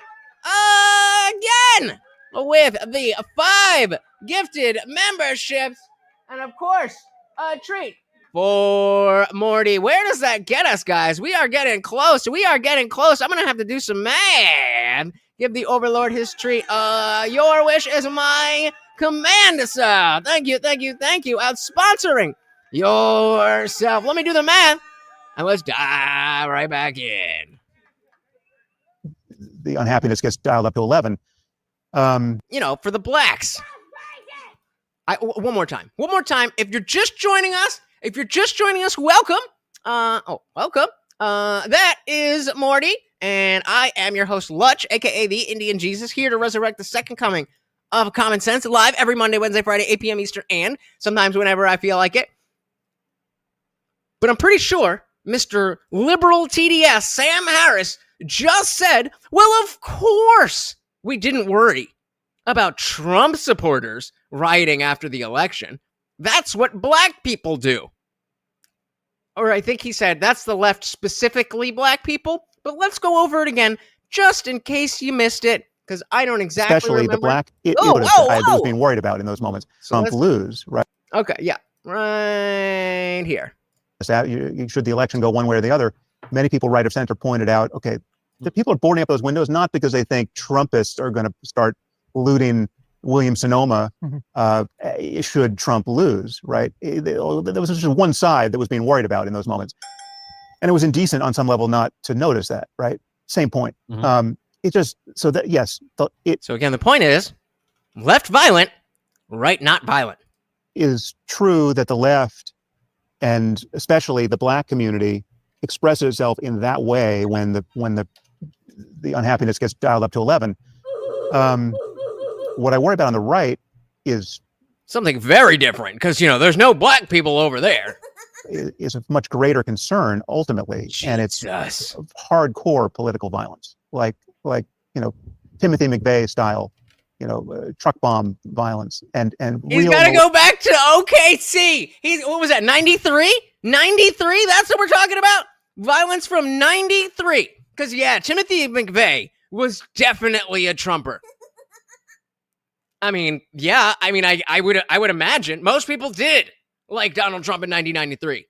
What the fuck are you talking about, dude? What the fuck are you talking about? But I believe, if I have done my math correctly, that means not only are we $600 into the Morty Memorial Fund, but we are at 50 out of 50. That means we hit the goal. We gave Morty his treat. And now, something special. Shout out to Funkmaster and Carl. The only ones tonight. But hey, It's coming through. Well, okay. So now we need Morty music, and we need Morty music, and we need I don't know. Okay, whatever. Fuck it. Bum bum bum bum bum bum bum bum bum bum bum bum bum bum bum bum. So now, guys, since we have hit the stream goal, not only does Morty get his special treat, not only do I have to do a push-up for every $2 in that out of the 50, so you can keep adding push-ups, but also every new donation gets a refill for Morty. Let's make him happy, guys. Fuck Master General. Thank you so very, very much. And of course, guys, if you were gifted the membership, make sure you hit that link at the top of the chat to come and hang out in the after party. Thank you so very, very much. Let's dive right back in. Based hardcore political violence, like Timothy McVeigh style, truck bomb violence, and real militias, really committed and trained people who have been training for years, some of whom are Nazis, right? I mean, they're not German Nazis, but they're neo-Nazis. Mm-hmm. There's much more of that on the right. When you look at just the fringes of gun culture, and again, this all predates this moment. I mean, we could have had this conversation 10 years ago. Mm-hmm. There's much more. You seem like you are having this conversation 10 years ago. Oh, wait, I mean 20 years ago. That was 93, right? What year was the, okay, that is Timothy McVeigh, right? 95, okay. Right. That was him, right? Yeah, okay. So 95. He's got to go back literally 30 years. 30 years. But see, it's not that simple, you see? Because the Timothy McVeighs of the world, I honestly have not been this speechless in so long. Wow. Yeah, right? Why don't we fucking talk about the LA riots? Because it's not convenient to my point. I'm Sam Harris, and I know that black people, they like to riot. But Trump supporters, the white ones, don't. And Trump is a fascist because of that. What? Give me a syllogism. Sam. Black people do this. Trump does that. Therefore, what? What is the fucking point that you're trying to make? Except for the fact that just like all the other rich white liberals, you have the bigotry of low expectations. Nothing. The powder keg of Hey, shout out to Joseph. Welcome to the party. Very good to see ya. How ya been? We are watching Sam Harris dig himself a hole. And again, guys, Morty's got his special treat. And every single donation gets him a refill. Welcome to the party, Madman Sam Harris. It's like saying when black people rise up, they burn their local town down. When smart white guys do it, they are much, much more successful in their goals. Sounds like a typical white liberal to me. I mean, what other way can you interpret what he just said?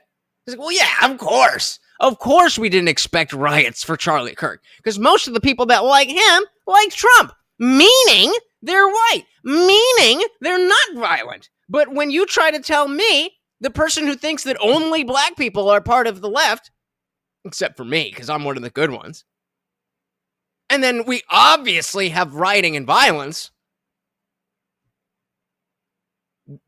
where is the grounding? What is the first principle that you have that is leading you down all of these things? I don't understand.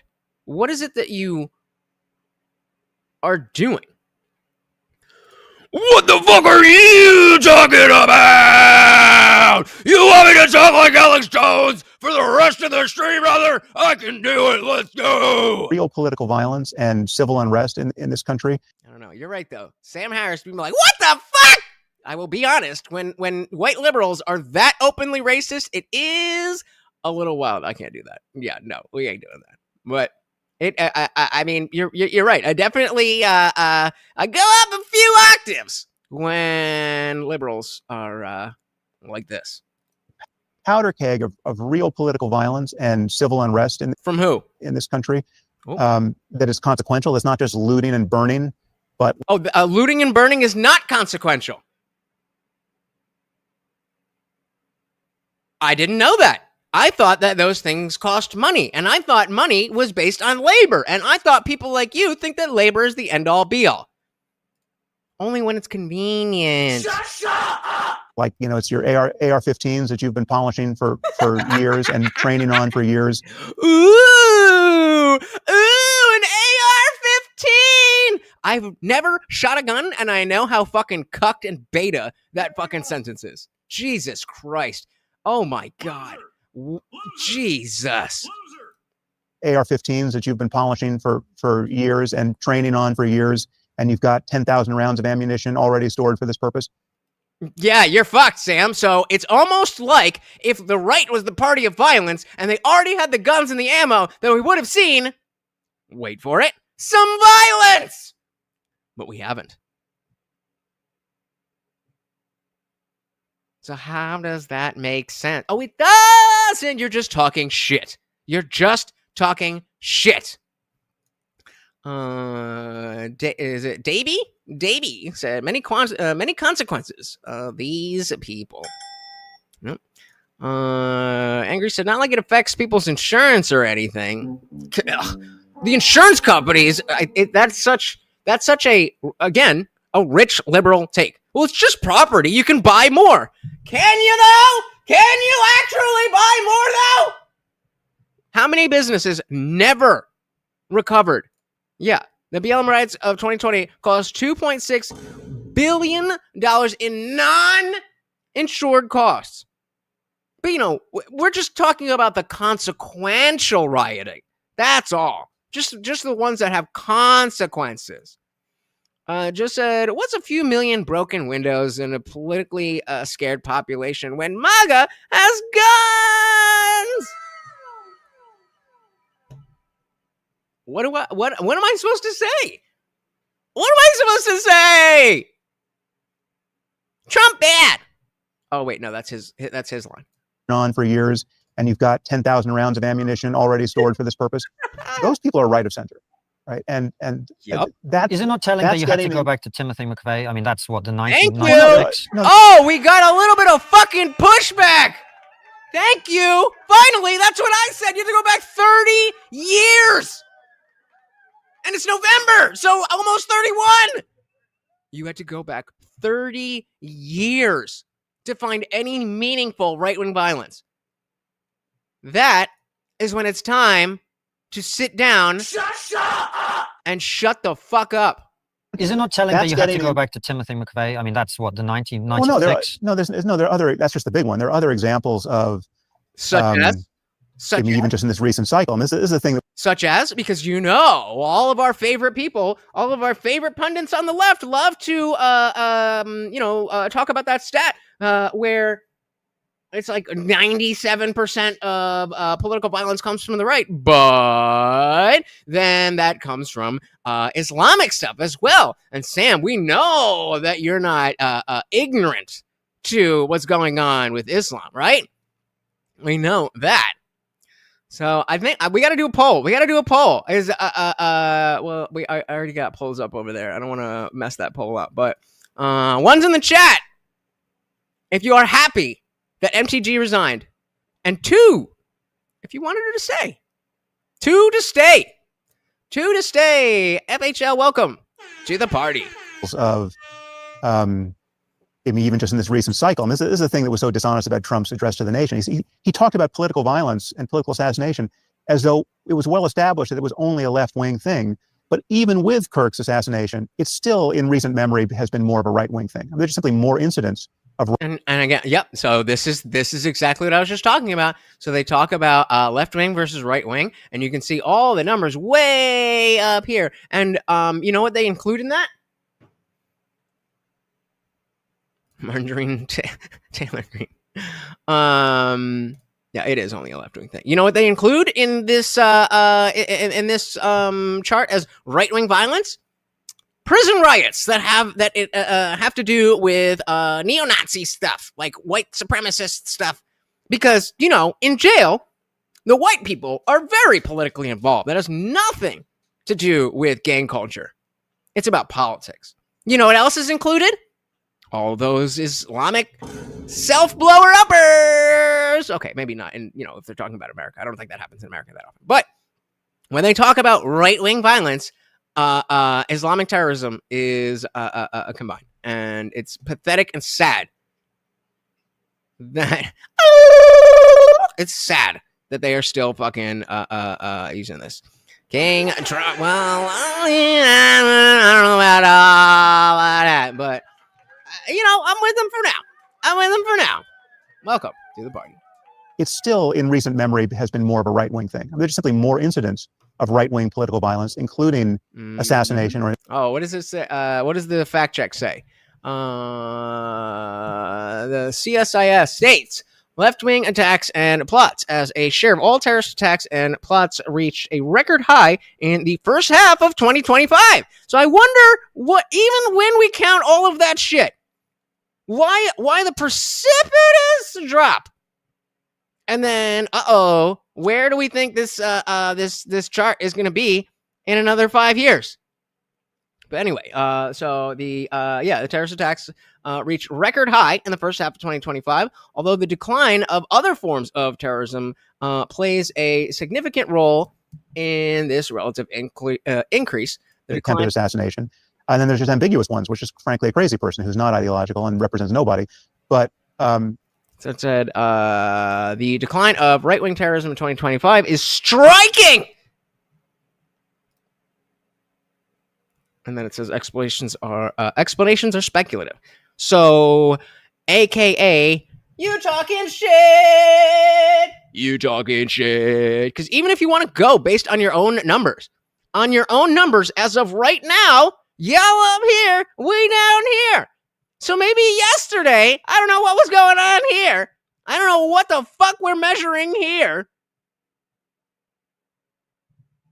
But clearly, this is not anything that is damning to the right. I mean, god damn. Angry mom is a bad candidate? What? Did I miss something? Oh, MTG? Joe said, so is it her? Why is she quitting now that some Epstein files are getting released? Internal politics? Yeah, I don't know. It was announced while we were live, so... Imagine if people, or the left, wanted to get along with Trump. We get so much done. Left are willing to shut it down for 1/12 of Trump's first year to have a zero progress. Bingo. Yep. Marjorie Taylor Greene. She's where's she from? Not Minnesota. I don't know. One of you guys know.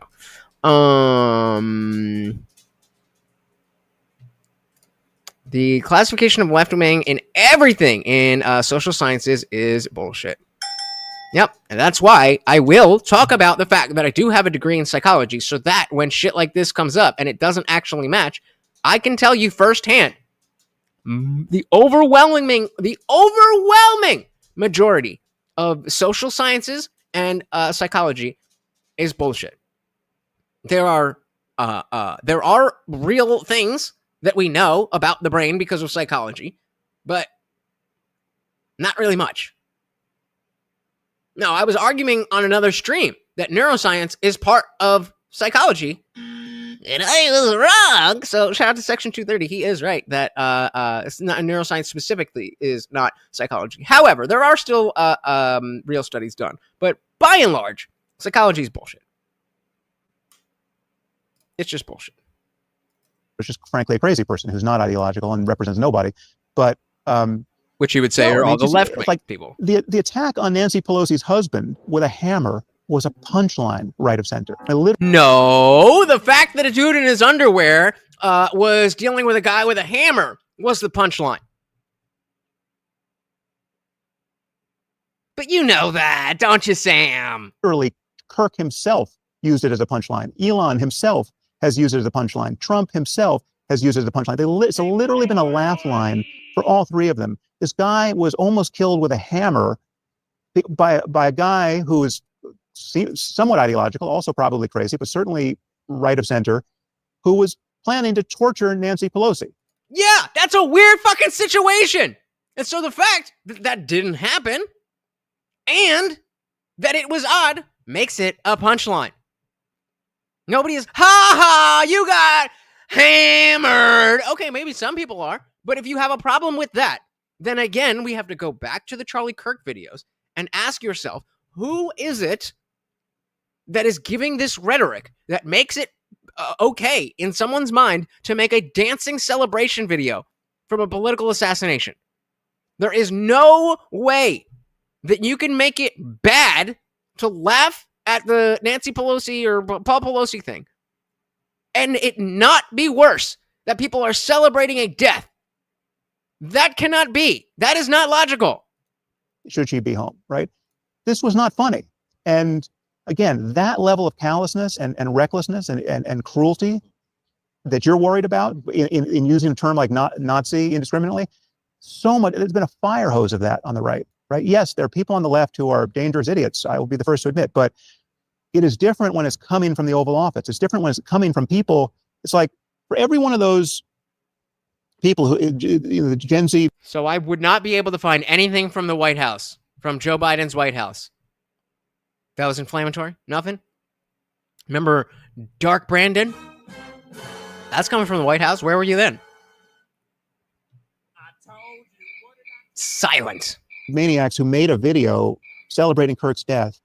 There's an equivalent lunatic on the right who's much closer to power, right? Like people who've got like Laura Loomer's phone number in their phone are crazy and dangerous, right? I mean, like this. How dare you?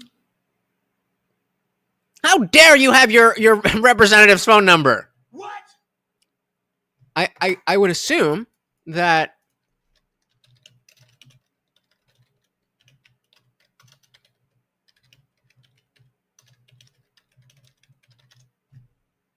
let's see. If we go and try to get Laura Loomer's phone number, now obviously we're not getting her personal cell phone number, but okay, it's not gonna be right here. But I mean, you can fucking find the number to her office.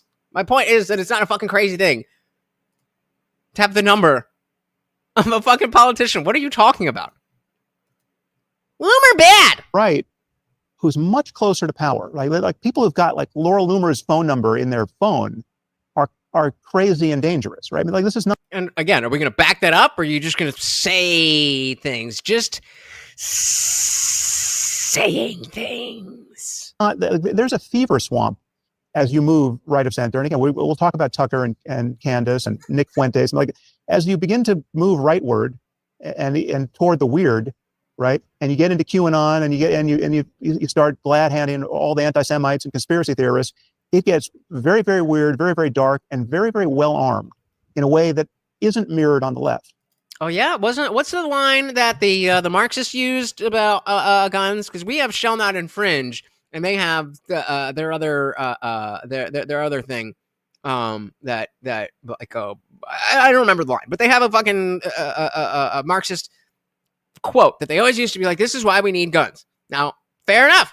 That might be people further on the left than people who want guns that are far on the right.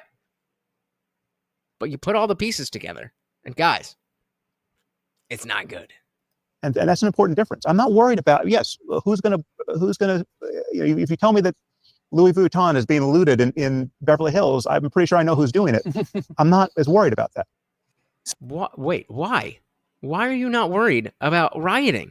Sam, and just for the people watching, and you said that this was a George Floyd moment for the right, you weren't saying that Charlie Kirk and George Floyd are equivalent in who they were as people. No, thank you for connecting that. Yeah, that would be helpful. Apologies for the people who are already typing them. Yeah, because yes, you know how people like to then I don't need to explain that. It was a George Floyd moment in the sense that the level of emotionality and lack of caution and lack of honesty around the messaging.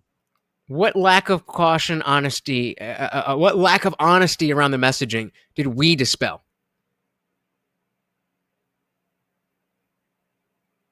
Oh, just making shit up again, are ya? Was equivalent. Right now, it's not. Again, it from coming from different people and different levels with different implications. But yeah, I mean, what I saw at Kirk's memorial, some of it was fine, and some of it was actually beautiful and inspiring.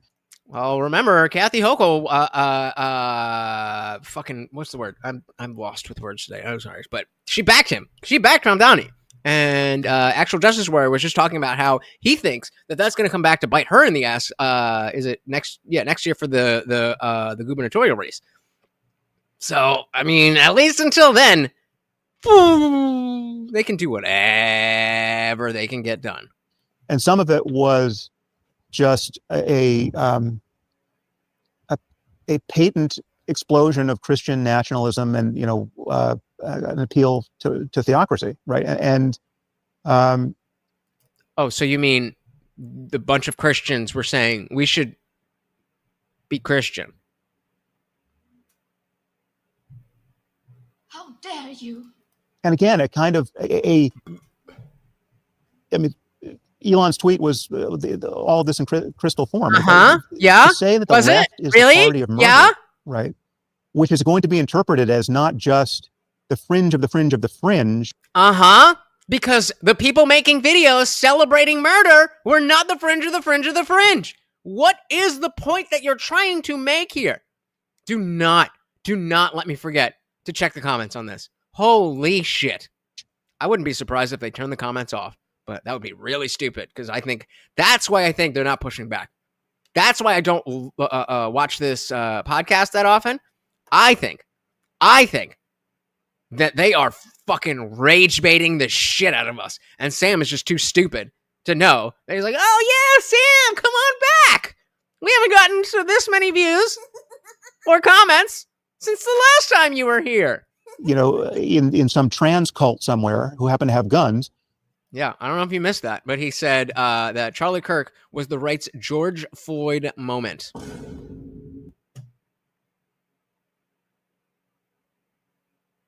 But it wasn't a bad guy, and there wasn't any rioting. So what was George Floyd about it? Somebody that you didn't like died? I didn't have strong feelings about George Floyd, but to be fair, fine. He wasn't espousing political ideas that I don't agree with every day. He was committing crimes. Actively and before that, but I didn't know that at the time. And I'll be honest, I was very upset when I saw the video. The first video that didn't actually show what happened. No, the left is synonymous in that statement with effectively the Democratic Party, right? I mean, just the mainstream political opponents of Trump. Yup. Did you have something to say about that, Sam? It's totally irresponsible, right? And that is One's in the chat if you think he's not ever going to explain why it's irresponsible. That's a level of demonization. I mean, what we have to. I mean, it's like a sneeze. I mean, there's just like it's just. I mean, it's. Well, there's some. But George Floyd. To take this from the kind of the highest level, I mean, like this comment is true now, and it'll be true 50 years from now. What we have to. Want to bet? Surmount here to live sanely are two things: tribalism and dogmatism. I mean, like the tribalism, dogmatism. And you're experiencing both right now. Your tribe is the left, and your dogma is that they are right and Trump is bad. You know who I learned about the evils and devils and horrors of dogma from? You, Sam! What happened? Oh my God. Are the generic software flaws in our politics and in our culture and in our personal psychology, and social psychology. Projection. Because he's not specifically projecting that onto us. He's only bringing this up because he thinks it is us who experience that, and we are the ones who are engaging in tribalism and dogmatism, and not him. So for that, you are projecting. That make solving all of these collective problems impossible, right? I mean, and it just the antithesis of both of those things is intellectual honesty. I mean, one of the reasons why I criticize religion so much is that religion's the only area of culture where tribalism and dogmatism get this new gloss, and they seem like virtues. Yup. And what's the newest religion in the world, Sam? The newest religion in the world is wokeism. And you fell face first into that shit, you fucking moron. You fucking moron. I am only smart enough to understand that being woke is bad because of your words, Sam. If that is not a testament to how strong and dangerous dogma actually is, then I don't know what to tell you. They can be made to pass as virtues, moral virtues, moral necessities, intellectual virtues. We call the dogmatism of religion faith, right? When you don't have good reasons for what you believe, and you're immune to the good reasons of others that are countering your beliefs, and there are certain conversations you refuse to have because you got these cherished beliefs that you want to guard from all streams of evidence or argument, right? We call that faith, but no, that's just dogmatism, right? In fact, the word projection. Your dogma can be explained in 2 words. You don't need many words when little words do trick. Trumpet. Dogmatism is it's a Catholic term, it's a Latin term. Dogma is a good word in Catholicism, right? I mean, it's not pejorative, but in the political space, tribalism and dogma. What's wrong with identity politics? What's wrong with the woke mob and cancel culture and all the blasphemy tests left of center and all of that? It is the tribalism and dogmatism of all of that. And insofar as it's... And now you're doing exactly the same thing with your ideology. Just that is one fascinating thing to think about. I also got my questioning nature from old 2000s atheist arguments. And somehow all these people fell to dogma of the modern consensus. Not Richard Dawkins. Not Richard Dawkins. He softened up in his old age. He's like, well, I guess I'm a cultural Christian because I like Christmas. But all the rest of them, one by one by one by one.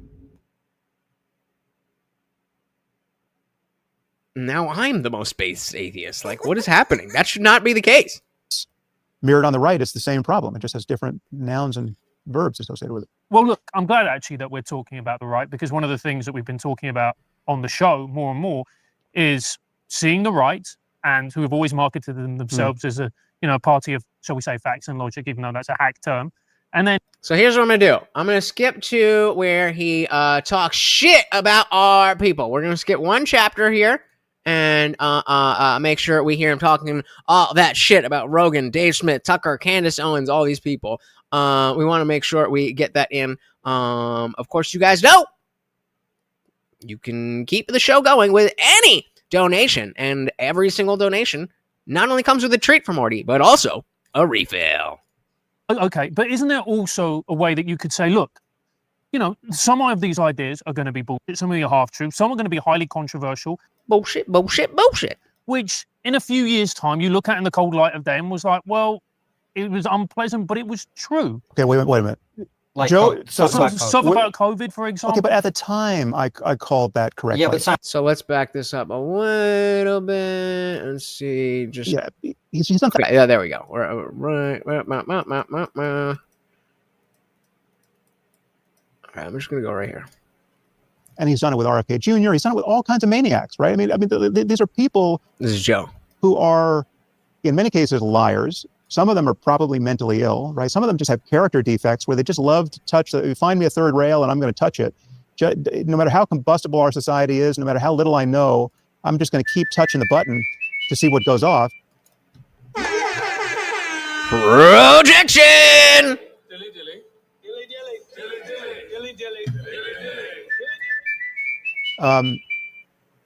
Dave Smith, again, another, Dave Smith is not a morally sane voice about the war in Gaza. Right? Haram!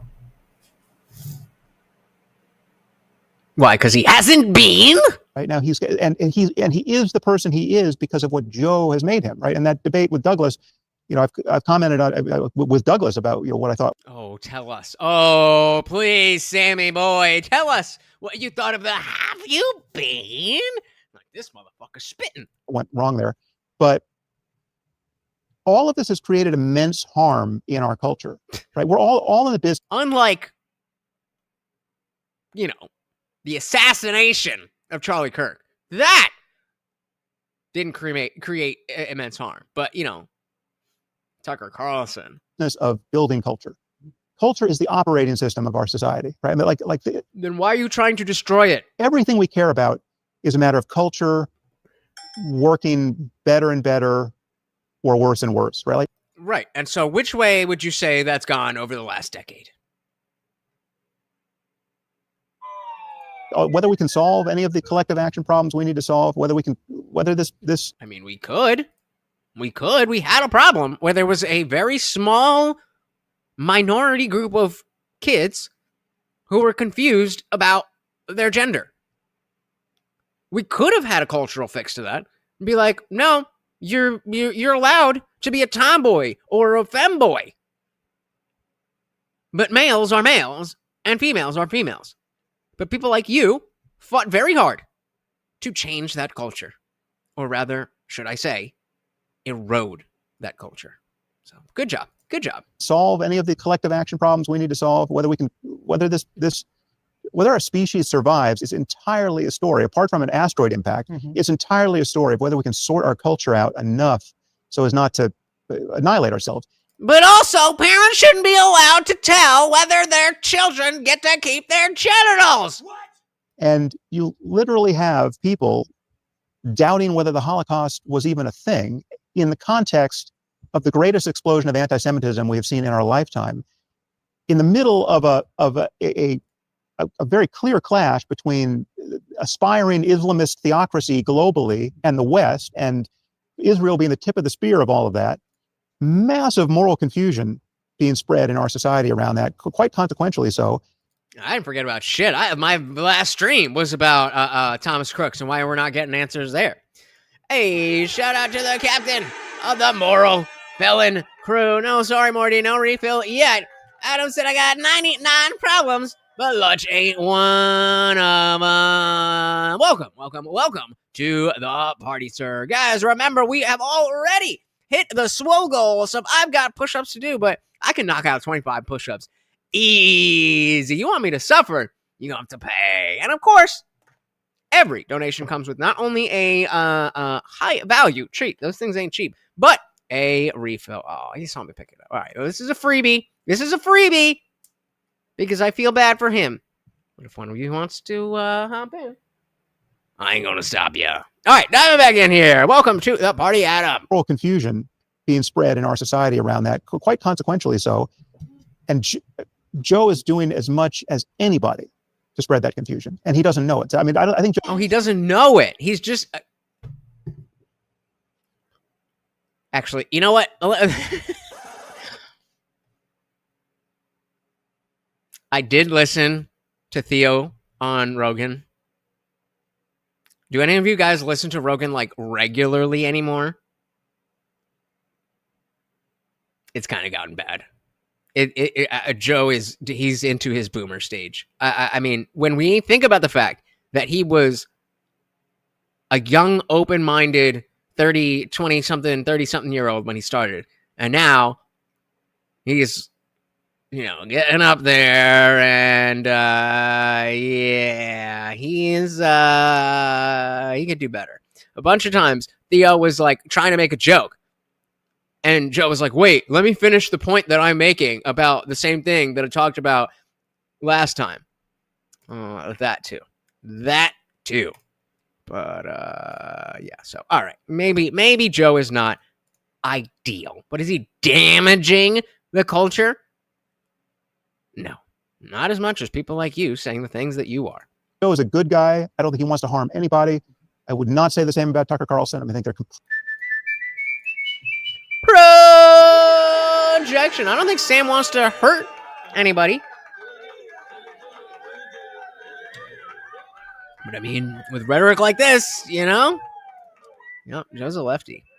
Joe said maybe Crowder was right. Weed cooked Joe's brain a bit. Well, maybe the other drugs too.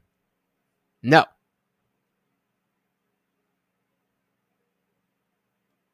We like weed over here. Completely different types of people. But there, I mean, it's a disaster what has happened on Joe's podcast, politically and culturally. Yeah, he's done thousands of podcasts. Thousands of them are great, right? But there are but when you talk to Trump, all the people that tuned into the Joe Rogan experience to watch Donald Trump, they hated him, and then like magic, just on a dime, they were like, I guess we need to be racist and white supremacists. Let's vote for him. I think you're right. I think he's jealous. He used to be well respected, Sam Harris. That was a decade ago. Put a 1 in the chat if you have a child that is 10 years old or older. Just curious. Thousands of them are great, right? But there are, but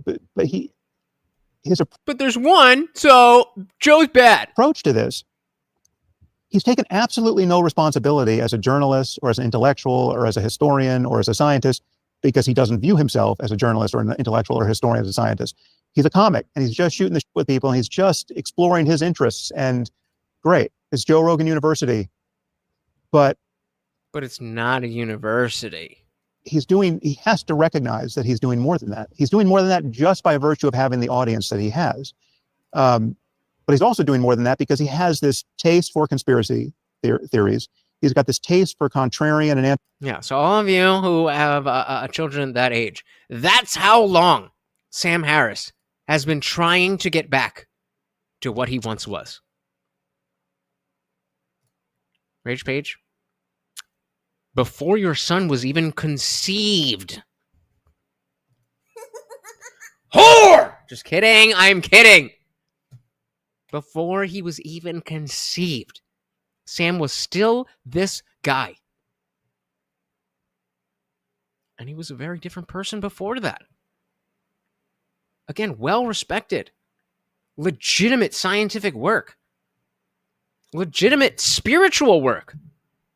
Respected by other, religious, or not other religious people, but people like within the religious community. Not anymore. Establishment views and the debunking of the elites, right? He's bought into that side. Like the scales are not just balanced in a truly open-minded and kind of intellectually disinterested way. No, he's got an appetite for the false flag operation, right? Like if there's something, if the non-standard view. That's always what the show was, dude. You were on it. Shout out to On It. Get it? Get your alpha brain. No, but you were on the show. You know that it's not some fucking political thing just because Joe's gotten more political when CNN fucking went after him. That's y'all. That's y'all's people. They want to act like all of the I will definitely give you this. The left, or excuse me, the right, over the last 10 years has been extremely reactionary. I'll give you that. Unless you are unwilling to acknowledge that there is something that we've been reacting to. You can't react without an act. That's what re means. So all the issues that you have here, dude, maybe they are, in some states, or in some cases, they're legitimate issues. But you're ignoring the reason they exist and thus will never, ever understand. Can be spun at all. He wants to hear about it. And that acts like a bug light for maniacs. Right? I mean, then you just get these.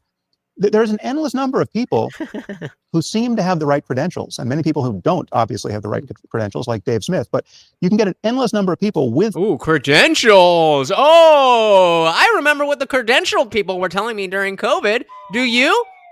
Did you listen to him? Me neither. Shout out to the pure bloods. If you are a pure blood, get your drink up.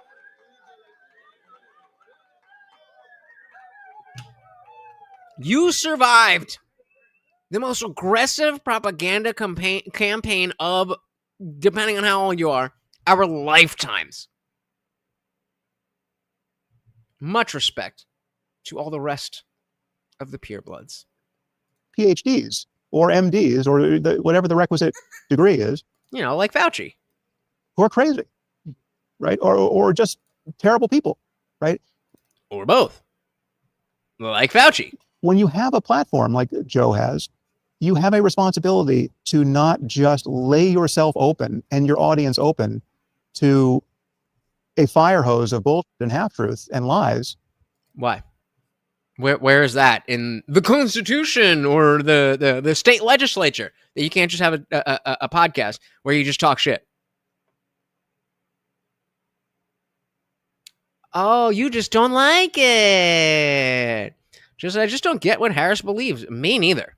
I don't know if he believes the current left-wing stuff. I only know that he is scared of the right wing. That is it. That is the entirety of it. Trump, bad. You like Trump, you bad. Because Trump, bad. Trump, bad. That's what he believes. I would love, as a former fan and someone who will still recommend those books before politics hooked his brain. I will still recommend those books. I still very commonly think about how I can, square the circle that I think people have agency but not free will. That's from his book.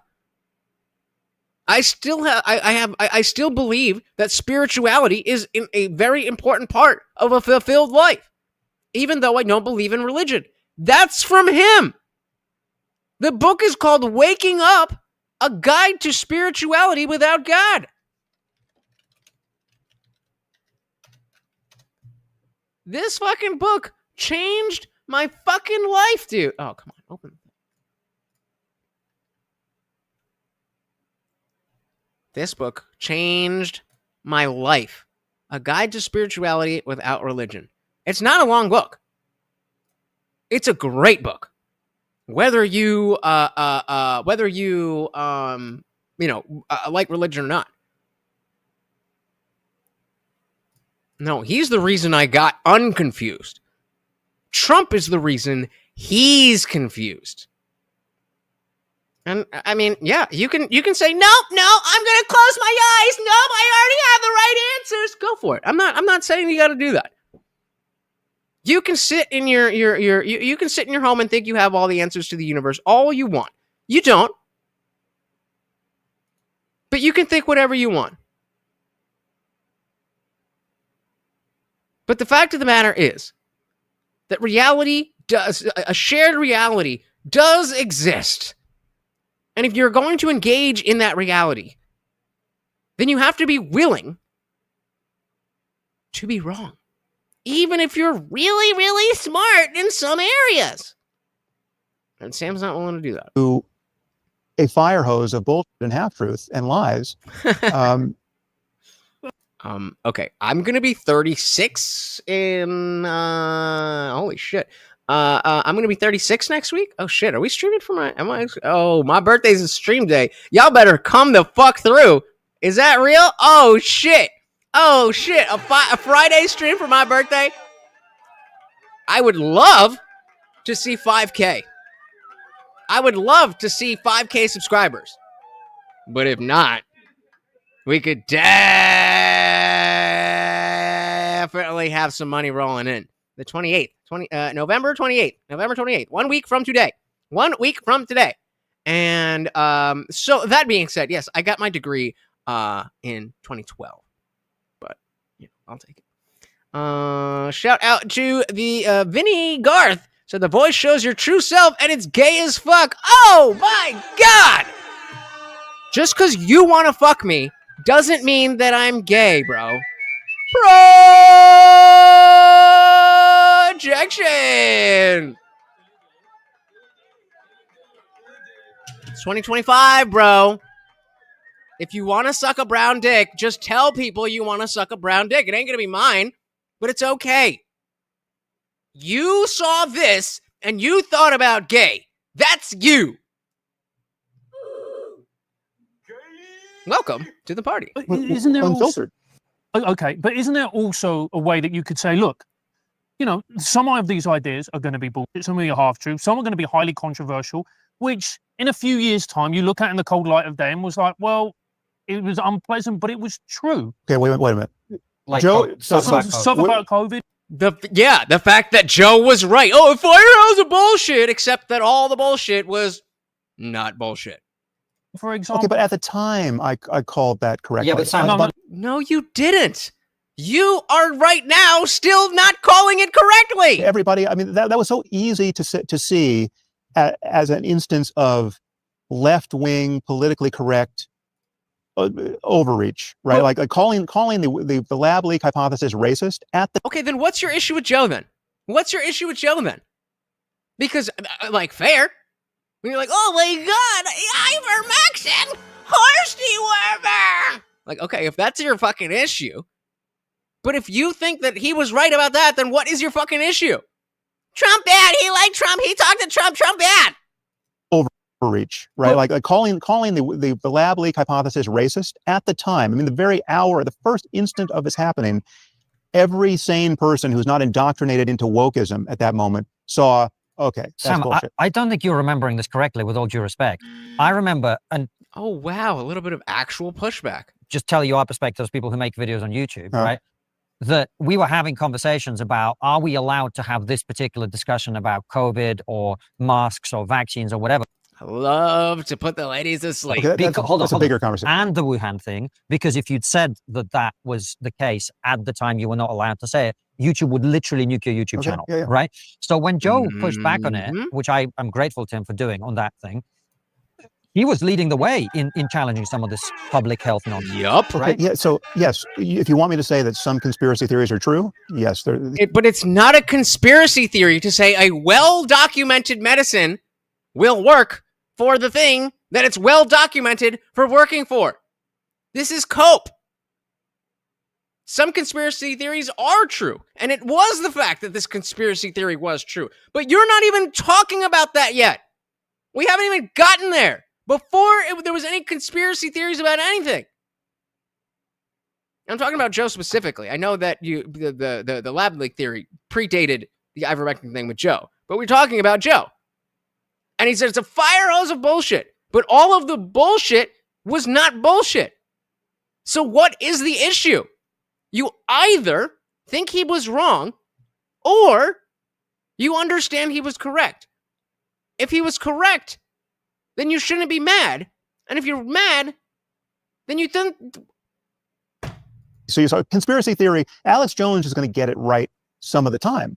They're turning the frogs gay. That doesn't vindicate Alex Jones. You're goddamn right it does. Alex Jones is a madman who has created tremendous harm. Full stop. It doesn't matter how long the list of things is that he was right about. I mean, he is endorsing. Yep, I wasn't wrong. We were all wrong. Except the people who weren't. You know, the people who are not credentialed. He said, I take ivermectin. The apple flavor one tastes good. Well, that's for horses. How dare You must be a racist. That's what Sam told me. You are right. Yep.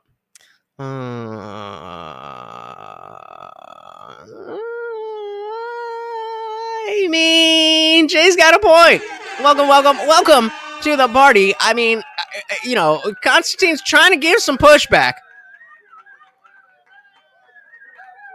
But he's like, I'm going with it. I'm going with it.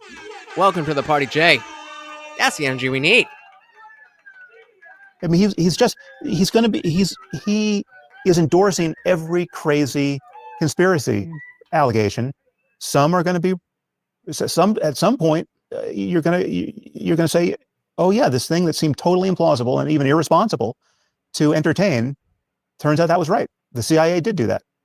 But it's also So then what is your issue? on a more prosaic level, like school closures. We had Boris Johnson, our former prime minister, who actually said the school closures that went on in the UK were wrong and it damaged a whole generation of children. And Maybe a generation and a half. maybe if there'd been more people to push back on that, Right. we could have actually dealt with. You can count on one hand. I mean, so the postmortem on COVID. I mean, I guarantee you that the postmortem on COVID that passes for truth in Joe's world is not true. Like on Joe's account, COVID was just a cold.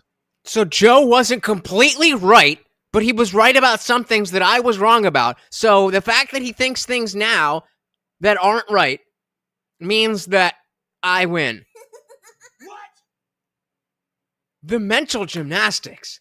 The mental gymnastics. What are we doing, brother? Jay said, it is physically and physiologically impossible for any leftist to ever even consider the possibility that they could be incorrect on any topic ever. Bingo. That's the experience I've had. Sam, admit that it came from a lab in China. Oh, that would have been a great question. That's exactly why I'm sticking with the, well, you're on the vertical, right? So that's exactly why I'm sticking with the comment. Because Konstantin's pushing back a little bit. But Francis is just sitting there. You know, kind of always just sits there. But if you're on the right, which Konstantin claims to be, there should be a lot more pushback here. Rage Page said that was the goal. They focus on the youth. They are easier to manipulate and mold. Bingo. Yikes. Facts. Scary facts. Like on Joe's account, COVID was just a cold. Yup. The vaccines were fucking dangerous, Potentially, yeah. right? And may have killed More dangerous than just natural immunity, absolutely. a lot of people. And in Brett Weinstein's May have. world, the vaccines killed millions of people, right? And etc. Right? So That's it. That's the crazy thing, that most people who got COVID are fine, and so we can compare it to a cold. How dare you? What a bad man. Bad man. Just like Trump bad. Etc.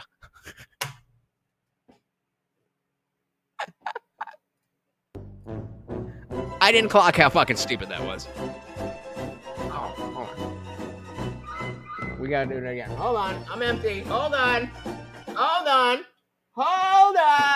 Because that deserves, like I said, when I miss it, you guys come in clutch. Dilly.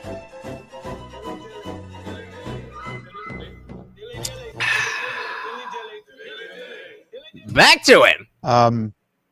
And etc. Right? So all of that's upside down, right? But yes, there were some very clear. Yada. Oh!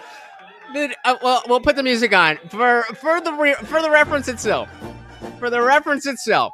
I mean, I know. Come on. I know it's other Larry David, but.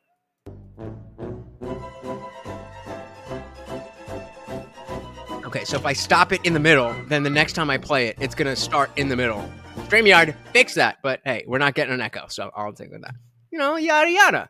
So all of that's upside down, right? But yes, there were some very clear moments where the mainstream political messaging, He's acting like one. or public health messaging, He's not, Behave. So, Behave said, I don't get why this guy is highly respected. He's obviously trying to manipulate people into believing anything right. Anti-based is bad. I could see MSNBC if I wanted to hear that. So that's why he is no longer respected. He wasn't always this guy. And again, like I said, he stayed in his lane. So many times we've talked about people who are good at a thing. They're good at a thing. And because they're good at that thing, then they're like, oh, especially when they're the best. Maybe they're not the best, but they are seen as the best. Because Sam was seen as the most chill atheist debater. He had ideas of spirituality. He wasn't like any type of experience has to be based in the brain only, and he had a little bit more, I'll say, wisdom when it came specifically to spirituality, despite being an atheist. And then he got into politics, and he thought that because I know about neuroscience and psychology and yoga and Buddhism and meditation, I must know everything about everything. And so the first thing I see and hear and think when it comes to politics, that must be correct, because I can't be wrong. I'm Sam Harris. I can't be wrong. Mainstream message was wrong, and you went with it. Bingo. He is no Dawkins. I have yet to dilute this. And you're right. You're right. All right, I'm back. And guys, we have 10 minutes left. Remember, any donation keeps the party raging. Mainstream political messaging, or public health messaging, was disastrously bad and or dishonest, and that was super consequential. And there were things were kept closed for much longer than they should have been. 5 more supers will double the swole goal, meaning not only will I have to do 25 push-ups, but I will have to do 50. 5 more, any amount. Let's fucking roll it. There's one. Oh my goodness. Oh my goodness. The rage page with the $2. Thank you, thank you, thank you. So very, very much. First, we get Morty his treat. And then we get his refill. I gotta pick a song to actually sing. I keep singing just different random shit. Right on the gooch. Get some on the gooch. Oh, lick it up, baby. Lick it up. There you go. There you go. Thank you so very, very much.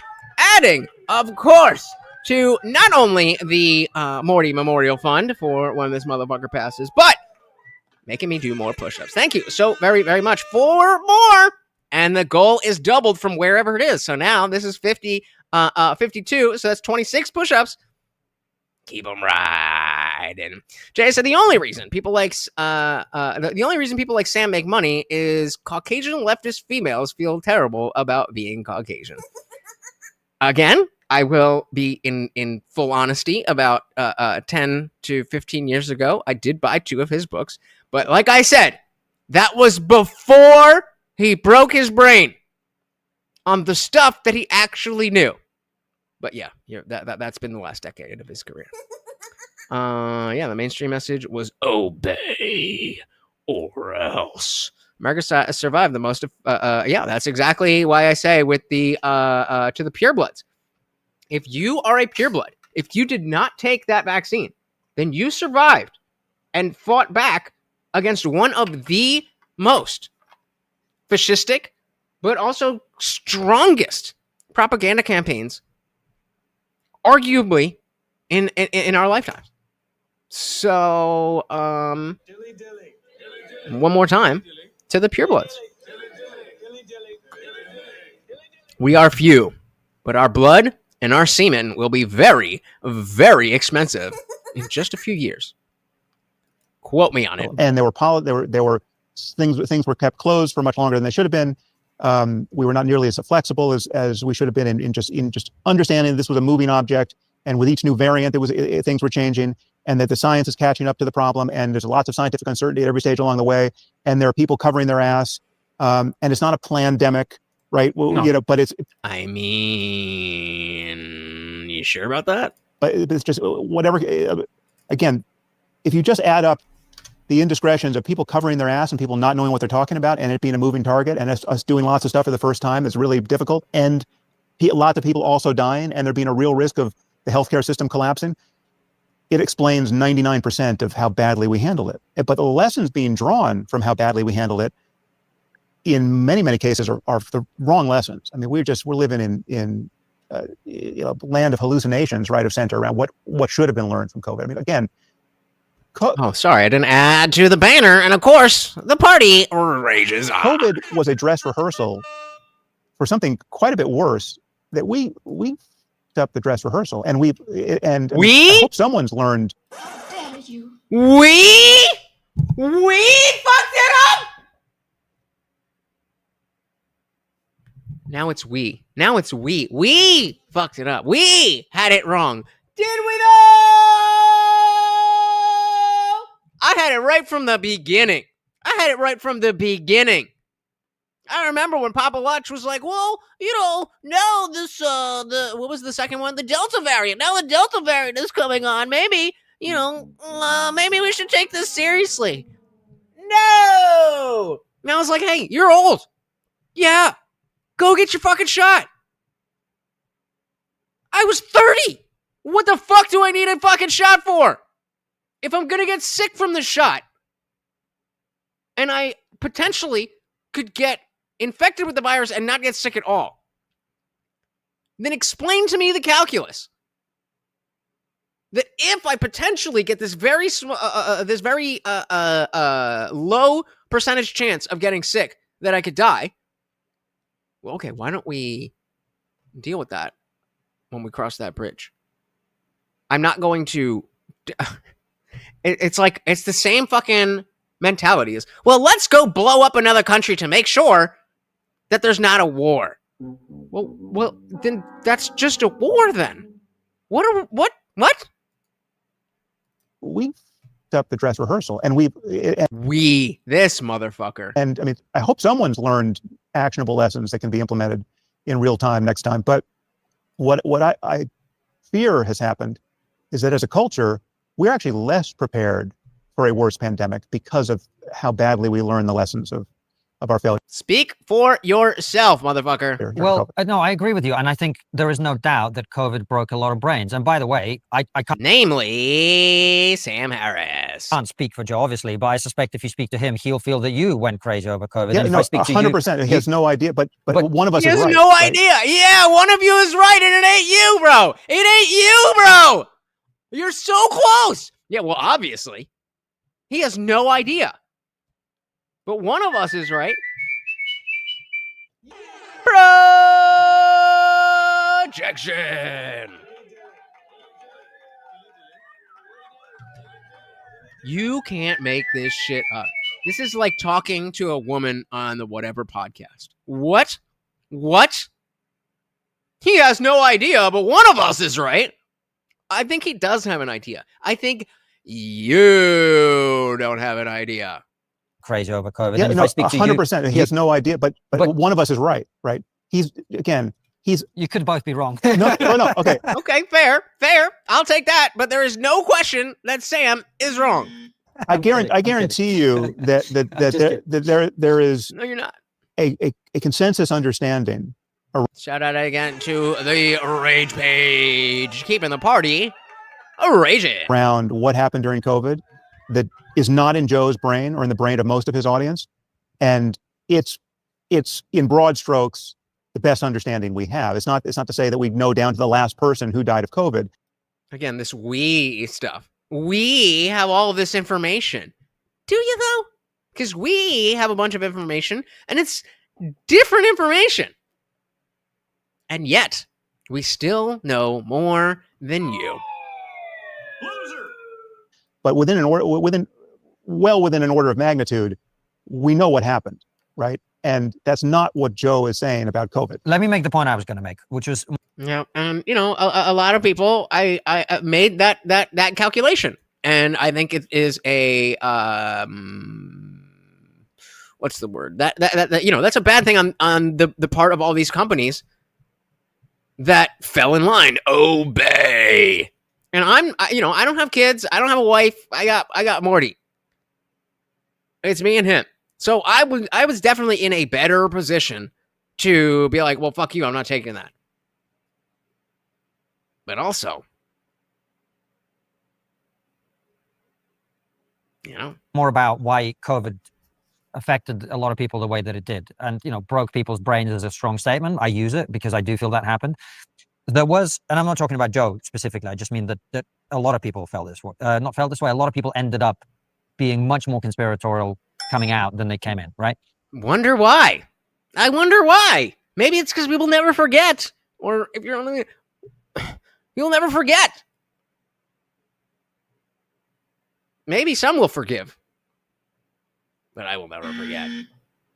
Do you remember that Atlantic article? Who remembers?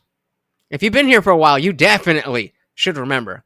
If you are new here, please do hit that subscribe button. Of course, this is the Overlord Morty, and I am your host, Lutch, aka the Indian Jesus, here to resurrect the second coming of Common Sense. We are live every Monday, Wednesday, Friday, 8 p.m. Eastern, and sometimes whenever I feel like it. So hit that subscribe, and you know that YouTube sucks at those notifications, so just ring the bell so you can never miss an Indian Jesus live party ever.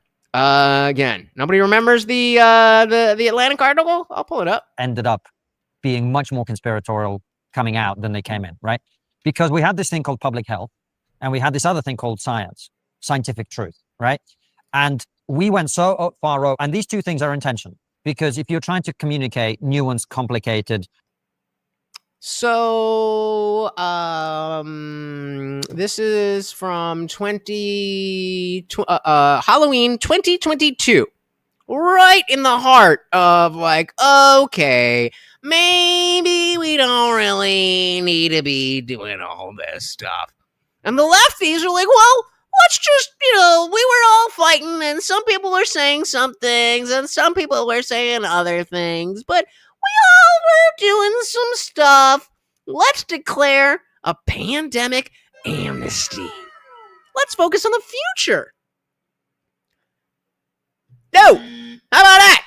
Give me a fucking apology. My whole thing here was I would be willing, because I do think that y'all, the Atlantic and their kin, their ilk, they did create a lot of problems that we still need to solve. Or at least at that point still needed to be solved. But you are not in the position to be like, all right, let's just... That would be us. That would be us. We're like, fuck you. You're a second-hand second... What the fuck am I trying to say? Second-class citizen. There we go. You are bad. You are evil. You're a super spreader. You're this. You're that. Oh, okay. We were wrong about that. Whoopsies. And then if I want to be like, hey, look, I know that you were brainwashed because you didn't listen to me. So let's declare a pandemic amnesty. Well, then, I'd be a great fucking guy. And I'd be willing to do that. But that's not what this is. This is, well, we were wrong, but it doesn't matter, right? Right? Wrong. Shout out to Adam with the $2 make you holla. Thank you so very, very much, sir. Said COVID-19 should God has a sense of humor when calling. Oh, take it. So there's his treat. And he cleaned that shit out. All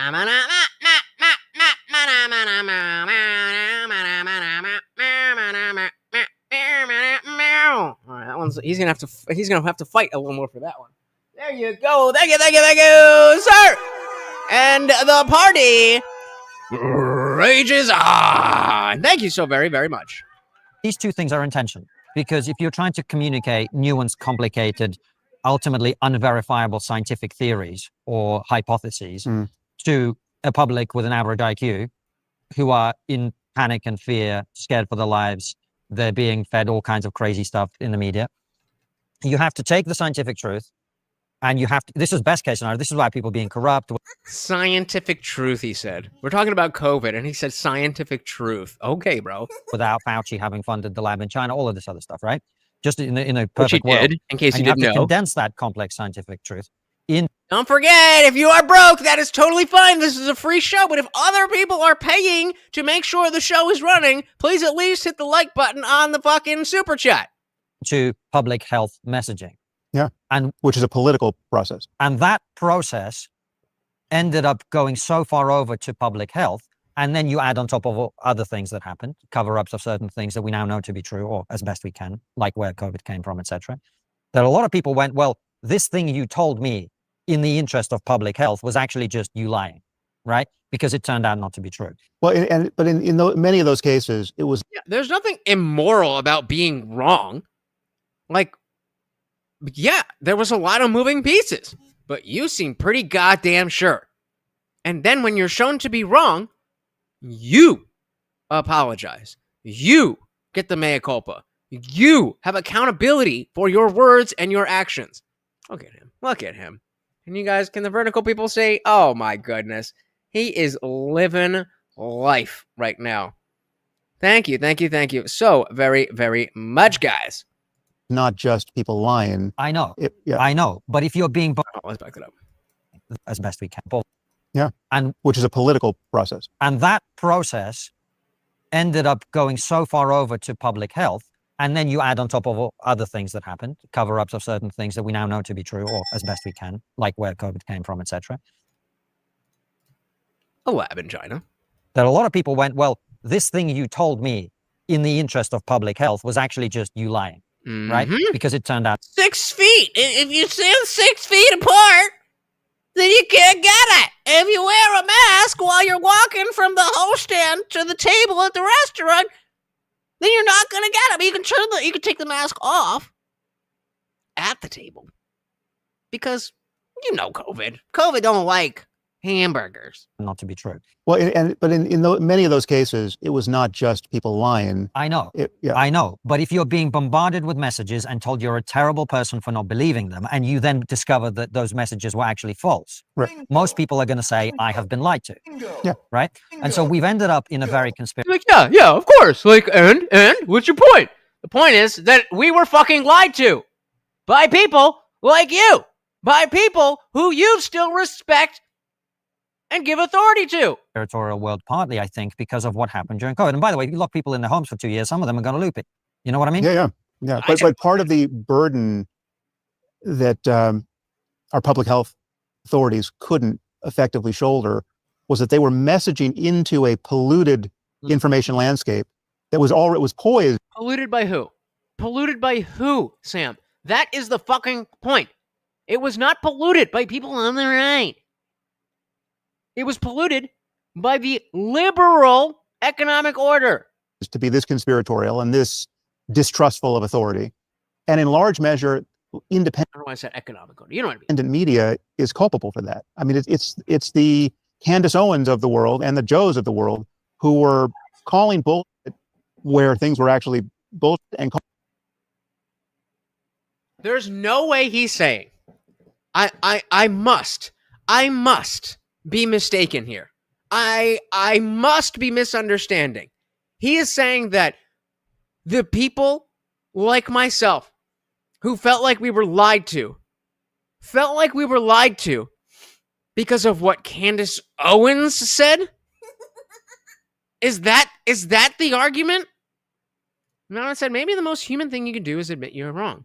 Or maybe Sam Harris has never been wrong.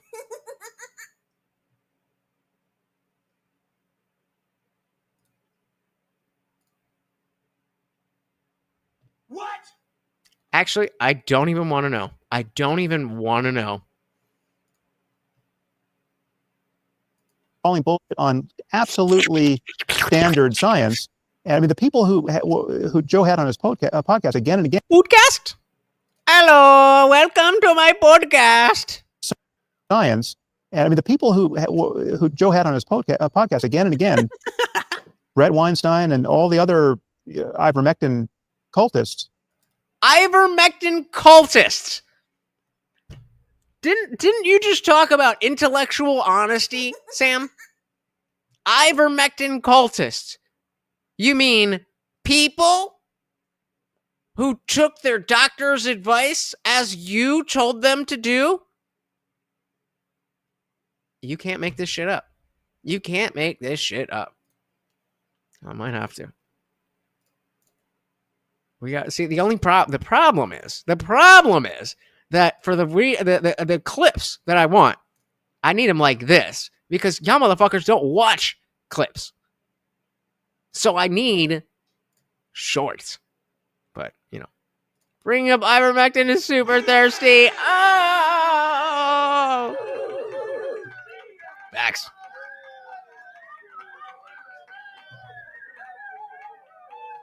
And it's the third time he did it. Third time ivermectin has been unironically and unsolicited in this conversation. Brett Weinstein and all the other ivermectin cultists, that was genuinely harmful, right? It's not. Was it though? Or was calling people ivermectin cultists for taking regular ass medicine genuinely harmful? Stupid. That they were wrong about everything, but they were wrong about most things, and it was dangerous. But what about the vaccine? When you have people coming out going, if you take the vaccine, you're not going to be able to pass it on. There was a moment that, before we had a vaccine, Republicans and Democrats died at the same rate. Once we had a vaccine, Republicans died more than Democrats. How much you want to bet that's not true? How much you want to bet that's not true? There's no fucking way that is true. That's true. That's bizarre. Yeah, okay. I all right. We'll see. So we'll go to the super liberal ChatGPT. So is it so we'll just Sam Harris just said that before the COVID vaccine, the left wing and right wing people died at the same rate, and then it significantly and then deaths significantly spiked on the right. Is the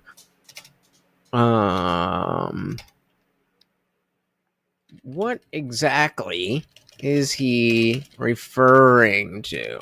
See, this is, you gotta know how to prompt, because if you just say, well, is this true, then we, whatever.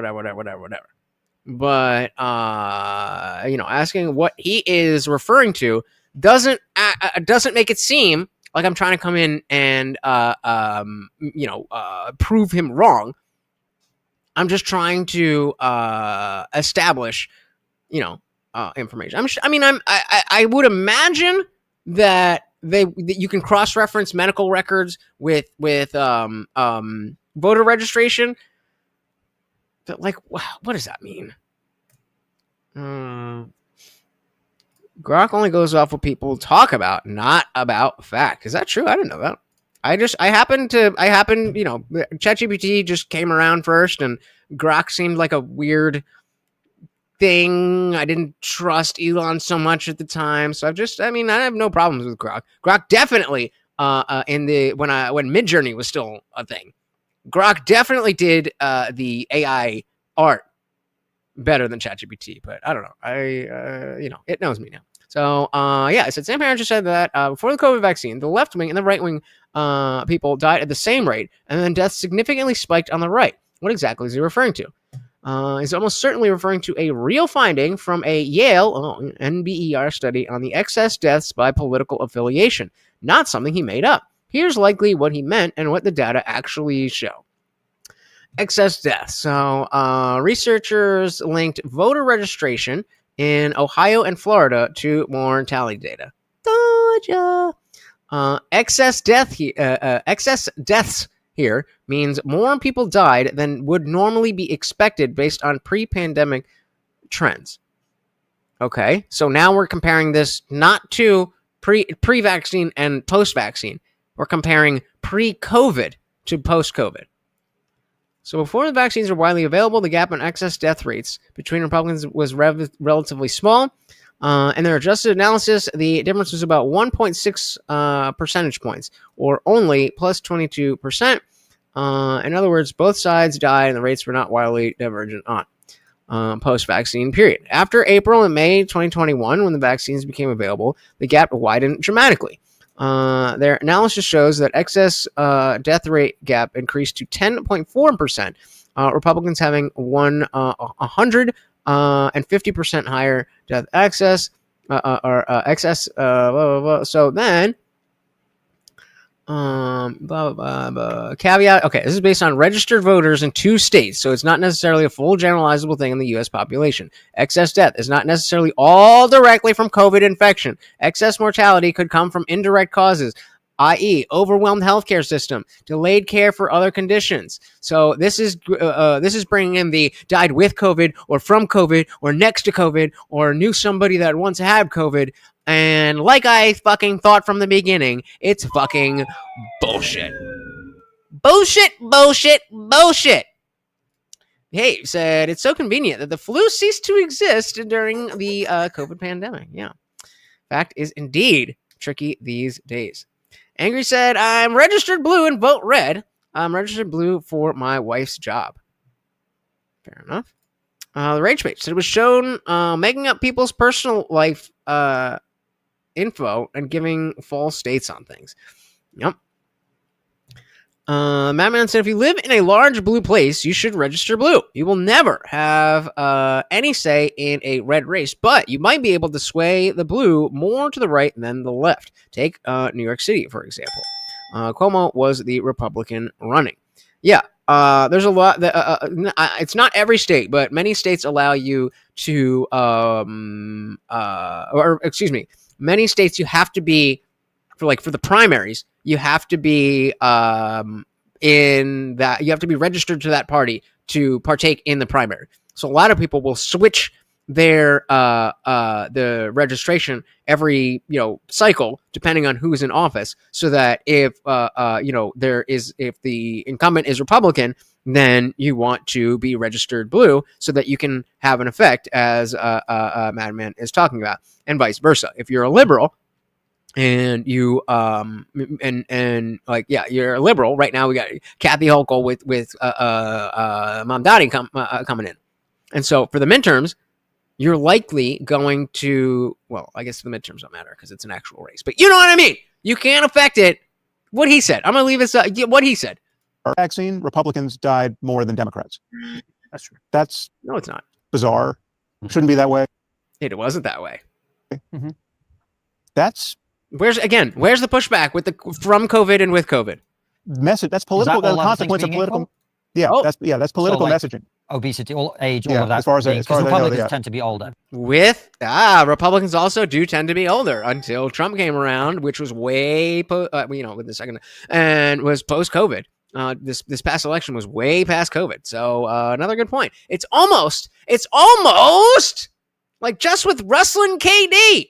90% of men who fight for their children in custody get their children. Therefore, all men should fight for their kids.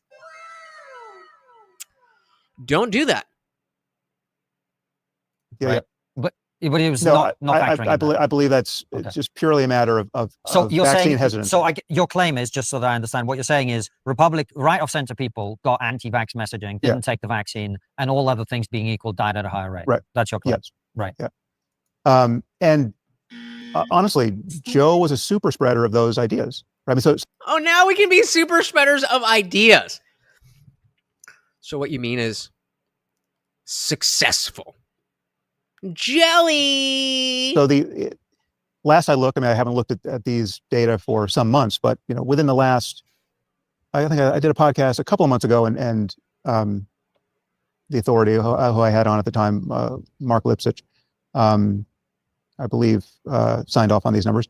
Do you have these numbers? How many people in the United States do you think died from COVID? How many do you think were saved by the vaccine? How many do you think died who shouldn't have died based on vaccine hesitancy? I don't know. We don't know, Sam, because that is not how science works. We don't have the counterfactual. We don't have a Earth 2 where nobody had the vaccine. That's how science works. But, psychology and shit. Well, what do you think? Probably it could have been way worse. Right. Okay, I don't think there's any way of knowing, if I'm going to be honest with you, Sam. Well, no, there's a way of, there's not a way of knowing exactly, but there's a way of. But there's a way of guessing in my direction and using logic to stand that, well, maybe if I was to be right about this, then I would be right. Stupid. Knowing, you can triangulate on these numbers in many, but Here we based on go. excess deaths and just reported deaths. And the epidemiology of this is not mysticism. There's a It almost is. scientific understanding of just how people die and how many people are likely to die in any given society. Ask him about with COVID versus from COVID. I bet you he doesn't even know what that. He'd be like, what? If you were like, well, what about the with COVID versus from COVID thing? He'd be like, whatever are you referring to, sir? Stupid. A given moment. We're not off by a factor of 10, right? Let's say we're off by 20%, but we're not. This is not like we think X and it's really 1/10 of X, right?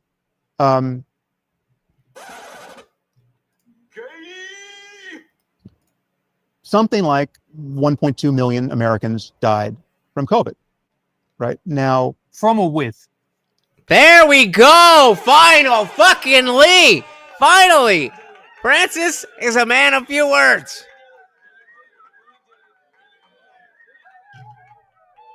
But, spot on here.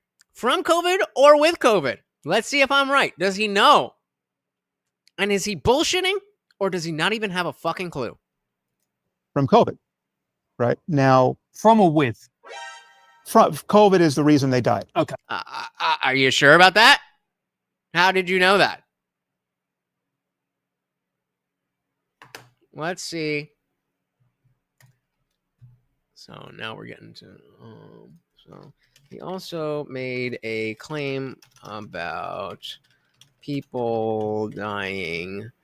About people dying due to COVID, but he was asked about whether it was from COVID or with COVID. He confidently said that COVID was the reason they died. What could he be referring to in order to make that distinction? And what was the exact number that he said? Just so we... 1. Americans died. 1.2 million, right? Something like 1.2 million. Okay, 1.2 million. Good question. Well, thank you, ChatGPT. I do love to be complimented on my questions. What Sam Harris might be referring to when he confidently says people died from COVID rather than with COVID could be grounded in several blah, blah, blah, blah, blah, blah, blah, blah, blah. What died from COVID, we know what that means. Blah, blah, blah, blah, blah.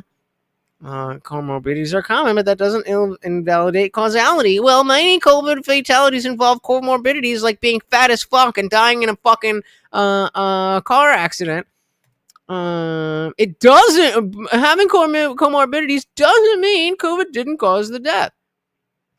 So let's even go. Wrong click. So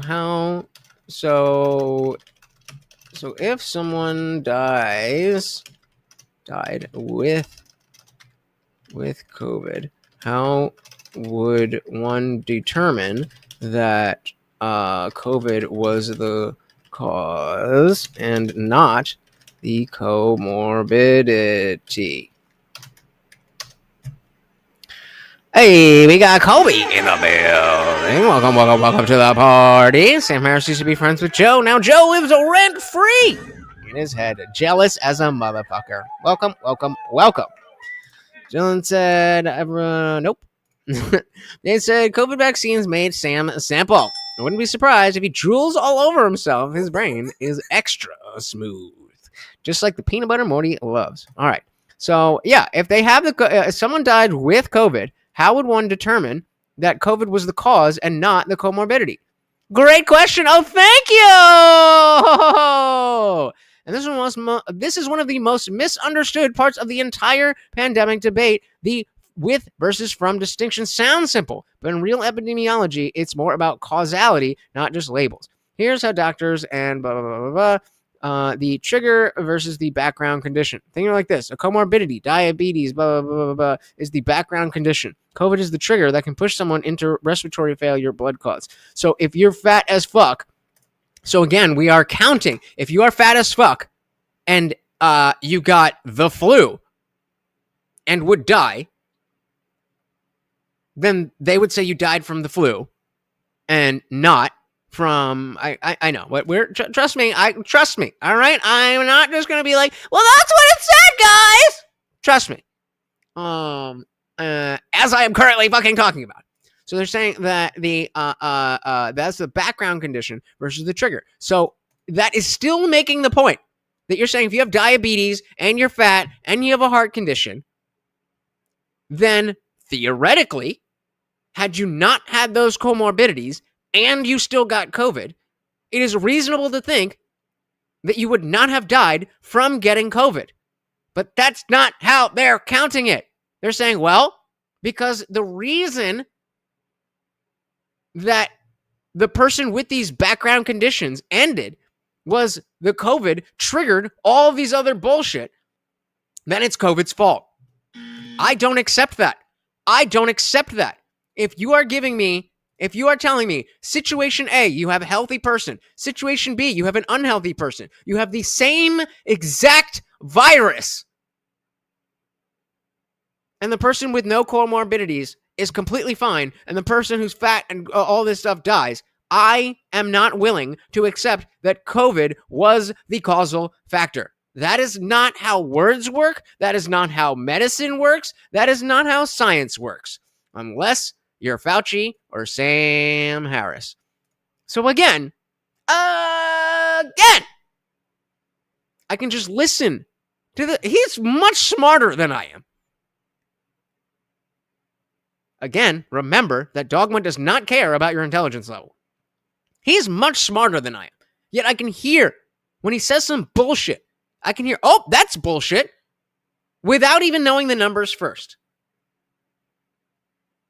And I'm so confident that live on air, I'm going to ChatGPT to try to prove myself wrong and can't do it. What say you, Sam Harris? Americans died from COVID, right? Now, From or with? COVID is the reason they died. Okay. Right? Not Says the doctors who don't fucking know. that they got hit by a bus and they also had COVID. Okay. Oh, the fucking bait and switch. Notice how he used the car crash. Even though there are people who have gotten in car crashes and were marked died from COVID. So, like, that's still a bad example. But he doesn't bring up diabetes. He doesn't bring up anything else. And again, then, well, what about diet? What about something like more similar, like diabetes or obesity? Could have done that, but just let him prattle on. Why not? Now, that's not the bubonic plague in the 14th century, but it's also not a cold, right? It's most of those people were old. Most of those people are not fit young men who didn't want to take the vaccine because. Yep, it's not like the plague and not like the cold. It's kind of like the flu. They heard about the heightened risk of myocarditis, right? I mean, there was all kinds of wrinkles there. It mattered, how old you were, in addition to being obese, etc. But this was a real health challenge before we got the vaccines. Now, not for me. I never got it. Never got it. And I was living with an old lady at the time. It was during the COVID stuff where I ended up here. My whole life was in one small bedroom because it was a whole thing. I kicked him out of place because of Morty and whatever. Could have given him away, but we weren't going to fucking do that. So I spent 3 years living in the back room of an old lady's house because that's my motherfucker. That is why we have the Morty Memorial Fund. I would appreciate if you guys could contribute. Thank you. How many people do we think died because of vaccine hesitancy? Why do we care what you think? Clearly, what you think is bad. How about we look at numbers and use logic to apply how those numbers map onto real life? Yep, notice it brushes over myocarditis, so he knows it was a risk, but he spent years telling everyone it was safe. Yep. Who wouldn't have died had everyone who could have gotten the vaccine gotten vaccinated. That number. So what does this say? The number is likely from a peer-reviewed, likely, probably, maybe not, from a peer-reviewed analysis by the Kaiser Family Foundation that cites over 200,000 preventable COVID-19 deaths in the U.S. among unvaccinated adults. The study represents data from May 30th to 21 to September 3rd, 22. Link in description if you can. Around 300,000 right now. I memorize numbers, so I'm right. That's a lot of people. Again, most of those people are almost certainly old. You know, they're not 4-year-olds. I mean, it's like 1,000 kids or something like 1,000 kids died. Oh, so you were against forcing the children to get the vaccine. Oh, no, you were for that. Okay. From COVID. I just got the most random craving for a McGriddle. Did they get rid of all-day breakfast at McDonald's where you guys are? I don't know why for years. I was saying, bro, I would be eating fucking McGriddles throughout the day. If I would ever pass a McDonald's when they had breakfast all day, I was getting me at least one McGriddle. Why would they do that? Who the fuck that eats McGriddles is up at a time when you can get a McGriddle? But 300,000 people, it used to be a lot of people. Now, like it's a huge number. Yeah, but so what did it mean to have the world's largest podcast basically endlessly messaging? I mean, I'm in Jersey, so we got diners up the wazoo, but heard. Mean to have the world's largest podcast basically endlessly messaging against the vaccine. Jelly, jelly, jelly, jealous, Cope Harder, you're jealous, Cope Harder, you're jealous. What a little forgot. I mean, Joe can say he's not anti-vax, but the primary message around the COVID vaccine. He can say that, but I'm going to say different, and I have a degree in things, so I'm credentialed. And COVID itself, coming from his podcast and coming from the so-called experts he had on, was that the so-called experts. The so-called experts. You mean the doctors that invented this shit? And also turned out to be right? Oh, but they're not credentialed. Just like Dave Smith. Have you been to doctor school, medical school? Have you been? Vaccines are dangerous, man. The vaccines, again, Brett Weinstein. Did he just say vaccines are dangerous? Please fucking tell me he did not just say that. Please tell me he did not just say vaccines are dangerous.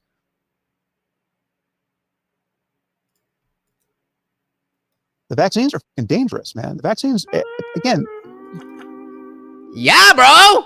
Brett Weinstein told us that the vaccine is likely to kill something like 17 million people. Right? I saw a credible estimate of something like 17 million deaths. Sounds like an estimate, and I mean, okay, yeah, wrong, but your estimates are not right either. So, talk about being info-cucked. Globally from this technology. So 17 million deaths from the COVID vax?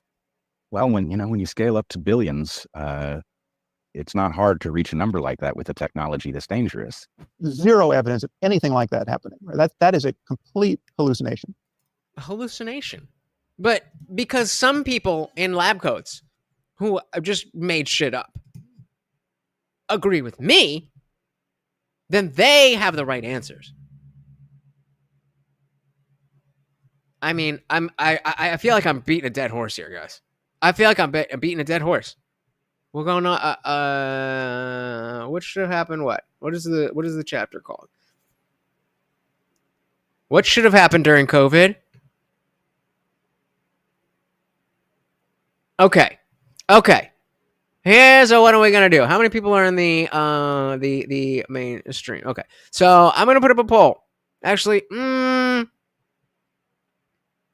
All right, I'm gonna keep it playing for a little while, and then you guys are picking the last chapter. The last chapter. So it was a problem that some of the biggest podcasts in the world, I mean, it's not just Joe, but Joe's was certainly among the biggest, had an appetite for this contrarian take on everything, such that let's just stick a mic in front of RFK Jr. I mean, he might be president. RFK, tell us what you think. Yeah, that's what I would call journalistic integrity. But yeah, we don't want to talk to somebody who might be the president. How dare you? Right? He is a confabulation machine, right? It's some of it's lying, some of it's delusion, some of it's, I don't know what is wrong with the person, but I get your point, Sam, and I think you make good, like, look, in terms of, let me tell you what we said on Triggernometry about this, and it's relevant to the point I'm going to make. I said specifically, I don't remember, Francis can speak for himself. If I were elderly or... Can he speak for himself? So, we're going to do, one more chapter. I don't even know if we're gonna finish the whole thing, but I'm done with this fucking forgoshination. Do we want to do what should have happened during COVID, or what does he have to say on Islam? If you're on the vertical stream, just fucking tell me if you care, because I'm not ending that. Well, whatever. I shouldn't have done that. Which chapter? Oh,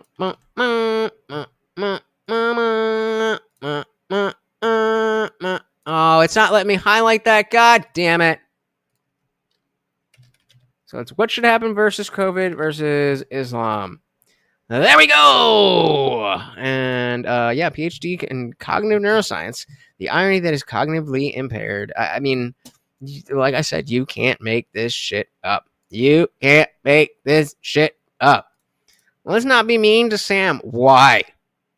He was this close to having Kamala as a wife. What? What? What is this a thing? What are we talking about here? We got 2 votes for Islam and no votes on the vertical stream. I'm going to wait for one more vote. Unless it goes 50-50. I don't remember. Francis can speak for himself. If I were elderly or overweight, I'd definitely take the vaccine. And given that I've had COVID twice, I probably have a lot of natural immunity, blah, blah, blah, blah, blah. And I kind of left it there. And it's ultimately up to you. Speak to your doctor. The most important thing is that you take professional advice on this. That's what we always said, right? And if you've got comorbidity. Yeah. But if I were 75 years old and morbidly obese, I'd be taking the vaccine. That's what we said repeatedly, right? But you're not. Did you? I mean, just to give you a point of reference, that's my view of it as well. Like, Is it though? Is it though? It doesn't sound like it. I'm over this shit. All right, let's go to what should happen. Then they talk about Israel. Can Islam become more moderate? Let's see. And I'm glad you guys picked this, because I think, given that this is his area, this is his wheelhouse, I'm hoping that we get something to show that he's not just a lolcow. There was a time when he had things to say, and those things are not completely irrelevant. I have not heard any of this at all, this chapter, so I have no idea what we're jumping into. I selfishly want Sam Harris to look good in this realm. Here we go. Here we fucking go. These specific commitments around things like, punishing apostasy and blasphemy, and in the fullness of time, maybe they'll do that. Under pressure, maybe they'll do that. Under pressure. They're not tending to do it organically. Well, this is where the Saudi and the UAE are interesting, right? Because they are trying to do this. They're trying to replace Islamism with a more moderate version, plus economic growth. So that young men in particular have things to do and a purpose in life and a family to feed and all this other stuff, and are not drawn towards these sorts of ideologies. Well, you seem skeptical about that. Yeah, because I think these religious commitments are sincere for many, many millions of people. And also, it's just for everyone. I mean, wealth is not enough on some level. I mean, this is many people think they need religion. I mean, you're certainly aware of this, and you're talking about this more. And I mean, you and I view this differently. Oh no, Sam, come on! I'm trying to. This is a Christian audience. We just need you to talk shit on Islam. I'm trying. The burden I'm is on trying us to help you out, brother. Understand that the real depths of human flourishing need to be talked about in ways that are non-sectarian. I mean, the truth is non-sectarian. The truth is not Christian or Muslim or Buddhist or Jewish. So that's true of physics, and it's also true of the mind, right? Whatever's Spit it possible out. for us mentally and emotionally and socially, and whatever happens after death, and whatever's, it's like to believe otherwise is to believe that one isolated community 2,000 years ago that had no access to science or even scientific values, much less scientific tools, got it perfectly right, and everyone else got it wrong, right? So one of these revealed texts is true, despite the fact that none of them seem to recognize that slavery was a problem morally, among other things. They know nothing about DNA or electricity or information science or Why did he say it like that? Electricity? things. They know nothing about DNA or electricity or Weird. information science or the real scale of the cosmos or how disease spreads or anything, but they can tell you how to sacrifice a goat. And they've got some good wisdom in there too, but they don't have a monopoly on that because, you know, the Greeks had that and the Buddhists had that. And, you know, the golden rule exists in many different contexts. And, you know, even monkeys seem to intuit some basic version of it. When you treat them unfairly, or, you know, reward one with a cucumber and another with a grape, they tend to not like that. Now that is a scientific study. Whatever's true about us spiritually and ethically is deeper than culture, and it's certainly deeper than any ancient culture, right? And the fact that the world was partitioned by language barriers and geographical barriers for thousands of years, and everyone came up with different books, is an artifact that we have to recognize as an artifact. It's specious, it's spurious. It's not the actual foundation of our moral knowledge or anything else.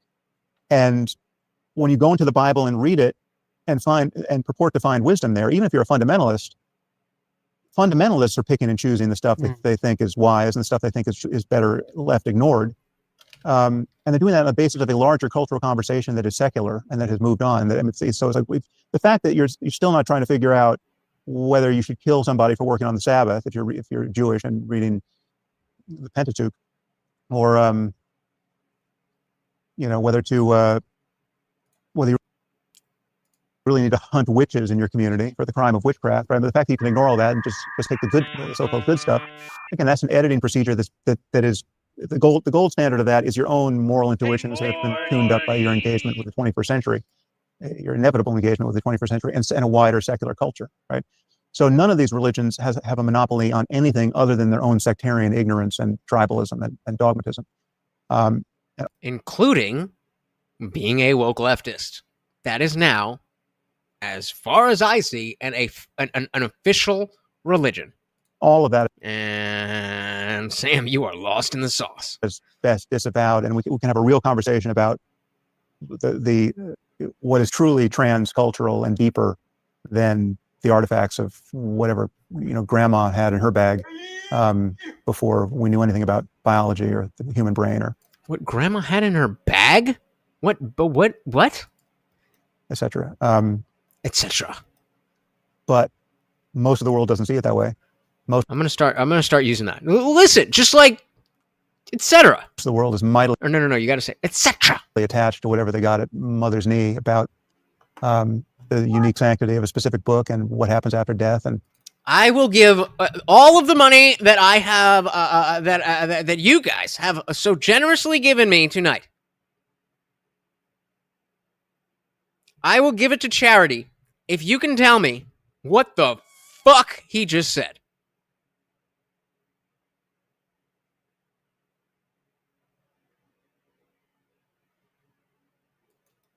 They've organized their lives around it. And in the case of Islam, you're talking about a much wider culture that has been insulated from modernity to a remarkable degree and has not had the same kinds of collisions with rationality or science. Oh, that's so much better. We're at 1.3 now. 1.3. It's so much better.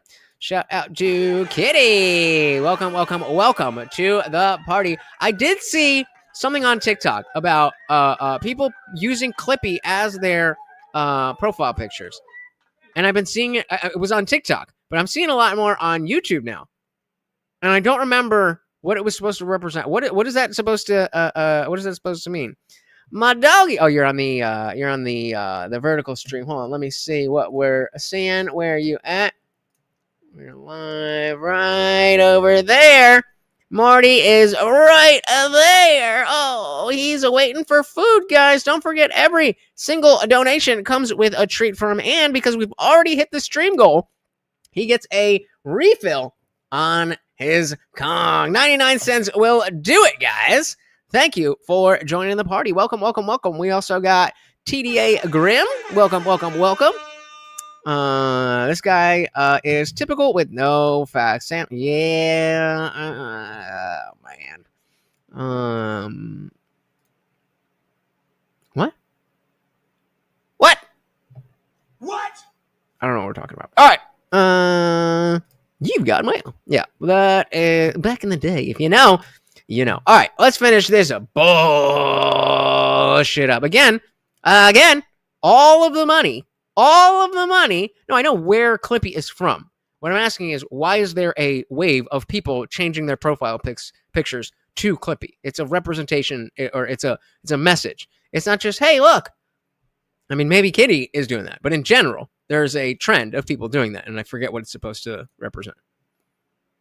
Collisions with rationality or science or secular politics, and so on some level, it's like we're dealing with the Christians of the 14th century in many, many places, and even on the streets of London. On the show. That's it! The final question is always the same. What's the one thing we're not talking about that we really should be? It's not. No, it's not. Well, I'll look it up. We'll look it up because I did also want to see the comments on this. So I'll look it up in a second. But it's a thing that has a thing. I think the 6-7 thing is just like a thing the kids say. But it does have meaning. And again, Kitty, let us know. Let's check the comments. What did the comments think of Sam Harris? Actually, let's look up. Wait. Let's do this first. Why are people? Why are you gay? Why are people changing? See, it's right there. People are changing their profiles. People are changing their profile pictures to Clippy as a form of protest against big tech companies. Started by Louis Rossman. See, I knew it. Shout out to Louis Rossman. The protest uses Clippy, the old Microsoft Office assistant, as a symbol for a past era of technology that was less intrusive and more helpful, as it did not engage in the extensive data collection or forced subscriptions like many modern services do. This movement aims to raise awareness and signal discontent with anti-consumer practices like data harvesting, censorship, and the erosion of the right to repair. There you go. You couldn't just tell me that, huh? You couldn't just tell me that. I met, or I didn't meet him, but I was on stream with him once. He's a friend with somebody that I started with Dr. Evil Genius, and he introduced me. So good dude. Shout out to Ruthless Admin. Yep, there it is. See, Rumble's got it, but yeah, Clippy has to do with Louis Rossman's right to repair. I don't recall the specifics, though. I did change mine on YouTube, so I guess I agree with whatever it was specifically about. And now I wish I didn't type. No, I'm glad you're here, brother. Glad you are here. So let's go and see, what did YouTube think of our boy? Oh, God damn it. I hate when it does this shit. Okay. All right. Okay. What do we got here? The pinned comment. No. I've never had an ad interrupted an ad before. Got a YouTube ad overlapping. This is basically unwatchable between your own ads and YouTube. Oh my God! Shout out to sponsor block and ad block, which I do not use because those would be against TOS, and I know that. So I've done the perfect amount of skipping around so that you guys don't have to worry about it. Like having a TV on a fridge. Yeah. Too much. So anybody saying anything besides the ads? People were concerned about the Hunter Biden laptop, not primarily because of what was on it, but because not 1, not 10, but 51 security professionals said it had the earmarks of Russian disinformation. 51 people who should not have signed a letter did sign the letter. Suddenly, those of us who would roll our eyes at the mention of the deep state were like, whoa, what's going on here? Yup. This guy said, since you've had Sam Harris on a second time, why not have Victor Davis Hanson on it? I don't care about that. Ads. The real TDS is those who pretend to care about the Hunter Biden laptop, but not Trump's meme coin bribery. Well, we know. Let's see. Let's get into it. No, they're all fucking. This is how you know. I'm going back to who was it? To Jay. Going back to Jay, calling them three leftists. Look at the audience. Look at the comments. But Sam does the same exact thing. Claims to care about corruption. Says, I don't care if Democrats are corrupt because Orange Man worse. Yes. Who remembers what he said the last time he was on the show? Left.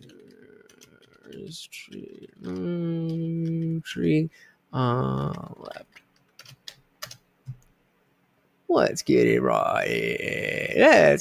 Give me the fucking quick one. Is it right here? Sam Harrison, Joe Rogan. Oh, sorry, you can't. Hold on. It's here. So, there we go. Is this it? Even at age 76, Donald Trump's still got it.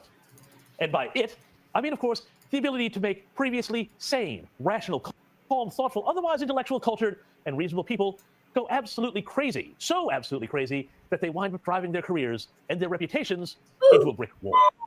The latest victim of this phenomenon, which I like to call Trump-induced reputation destruction, or TURD for short, is saying, now he was... So this is, again, the same podcast that we were just watching. This is the previous time. At the 11th hour, when... Let's slow it down, make sure we get the full effect. The real deal. At the 11th hour, when who knows how this election is going to go, who knows what the capacity for...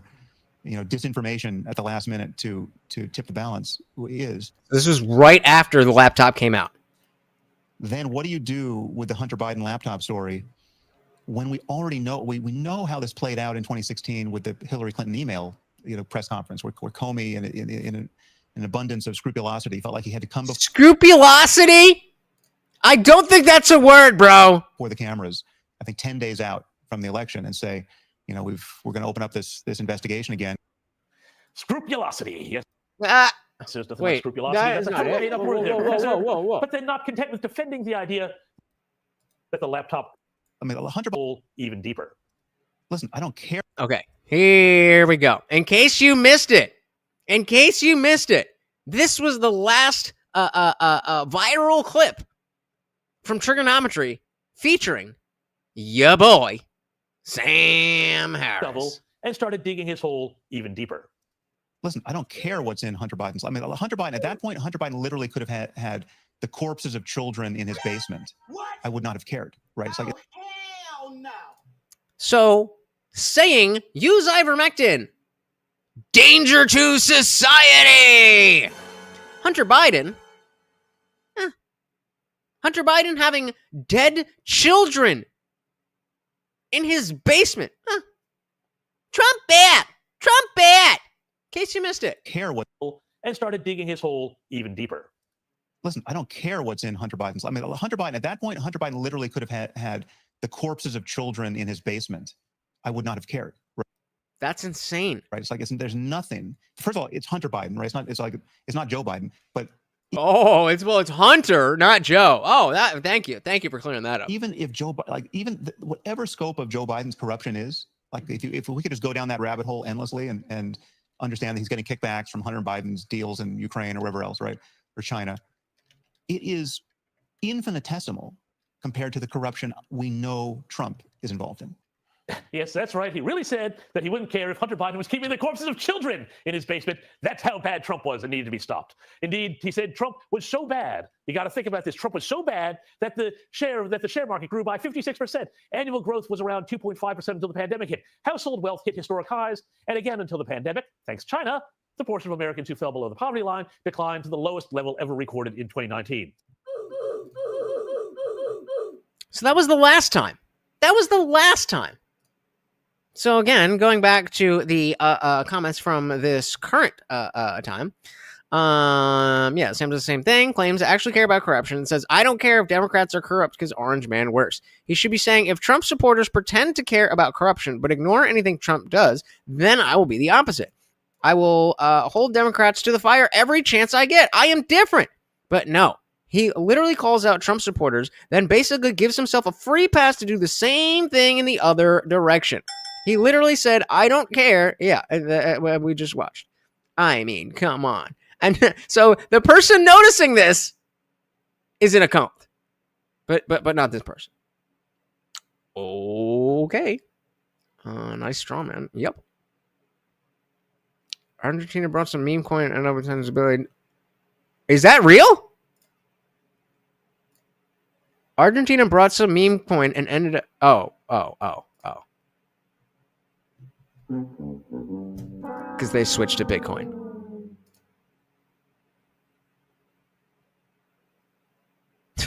All right. Love how Konstantin didn't hesitate to ask what vituperative meant. Sam should have a long form. Who is this Victor David Hansen person? These guys appeared on Rogan and didn't touch any uncomfortable tension between their views. Shows they have absolutely no integrity or courage. The purpose of the lockdown was so that hospitals didn't get overrun with sick people who got COVID. Yeah, remember that? Sam actually criticizes both sides here. He even says Biden's term wasn't good. Oh, well, there we go. Now he's fair. Sam points out billions of dollars worth of Trump corruption and Tweedledee and Tweedledum bring up Hunter Biden's laptop. So again, we understand who the audience for this show is and why. What the fuck is going on? And why Sam Harris is back.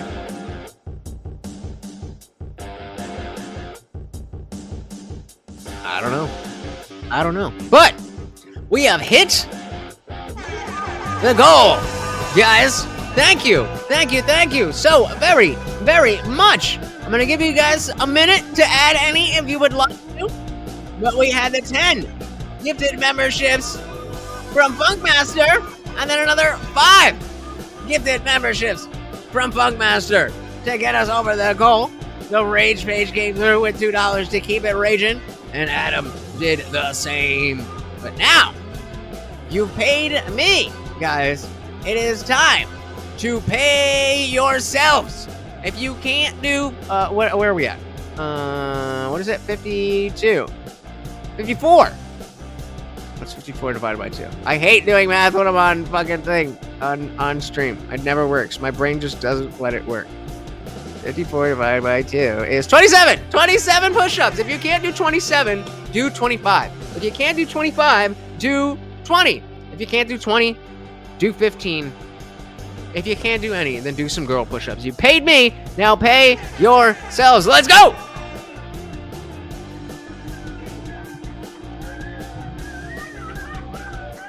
There we go. 27, let's go. We got this. No fucking problem. Let's go. All right.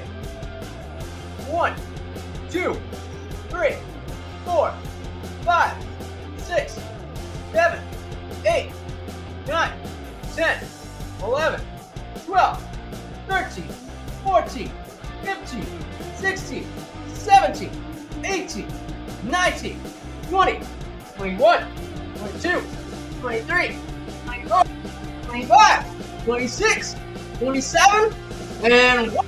Oh, good luck.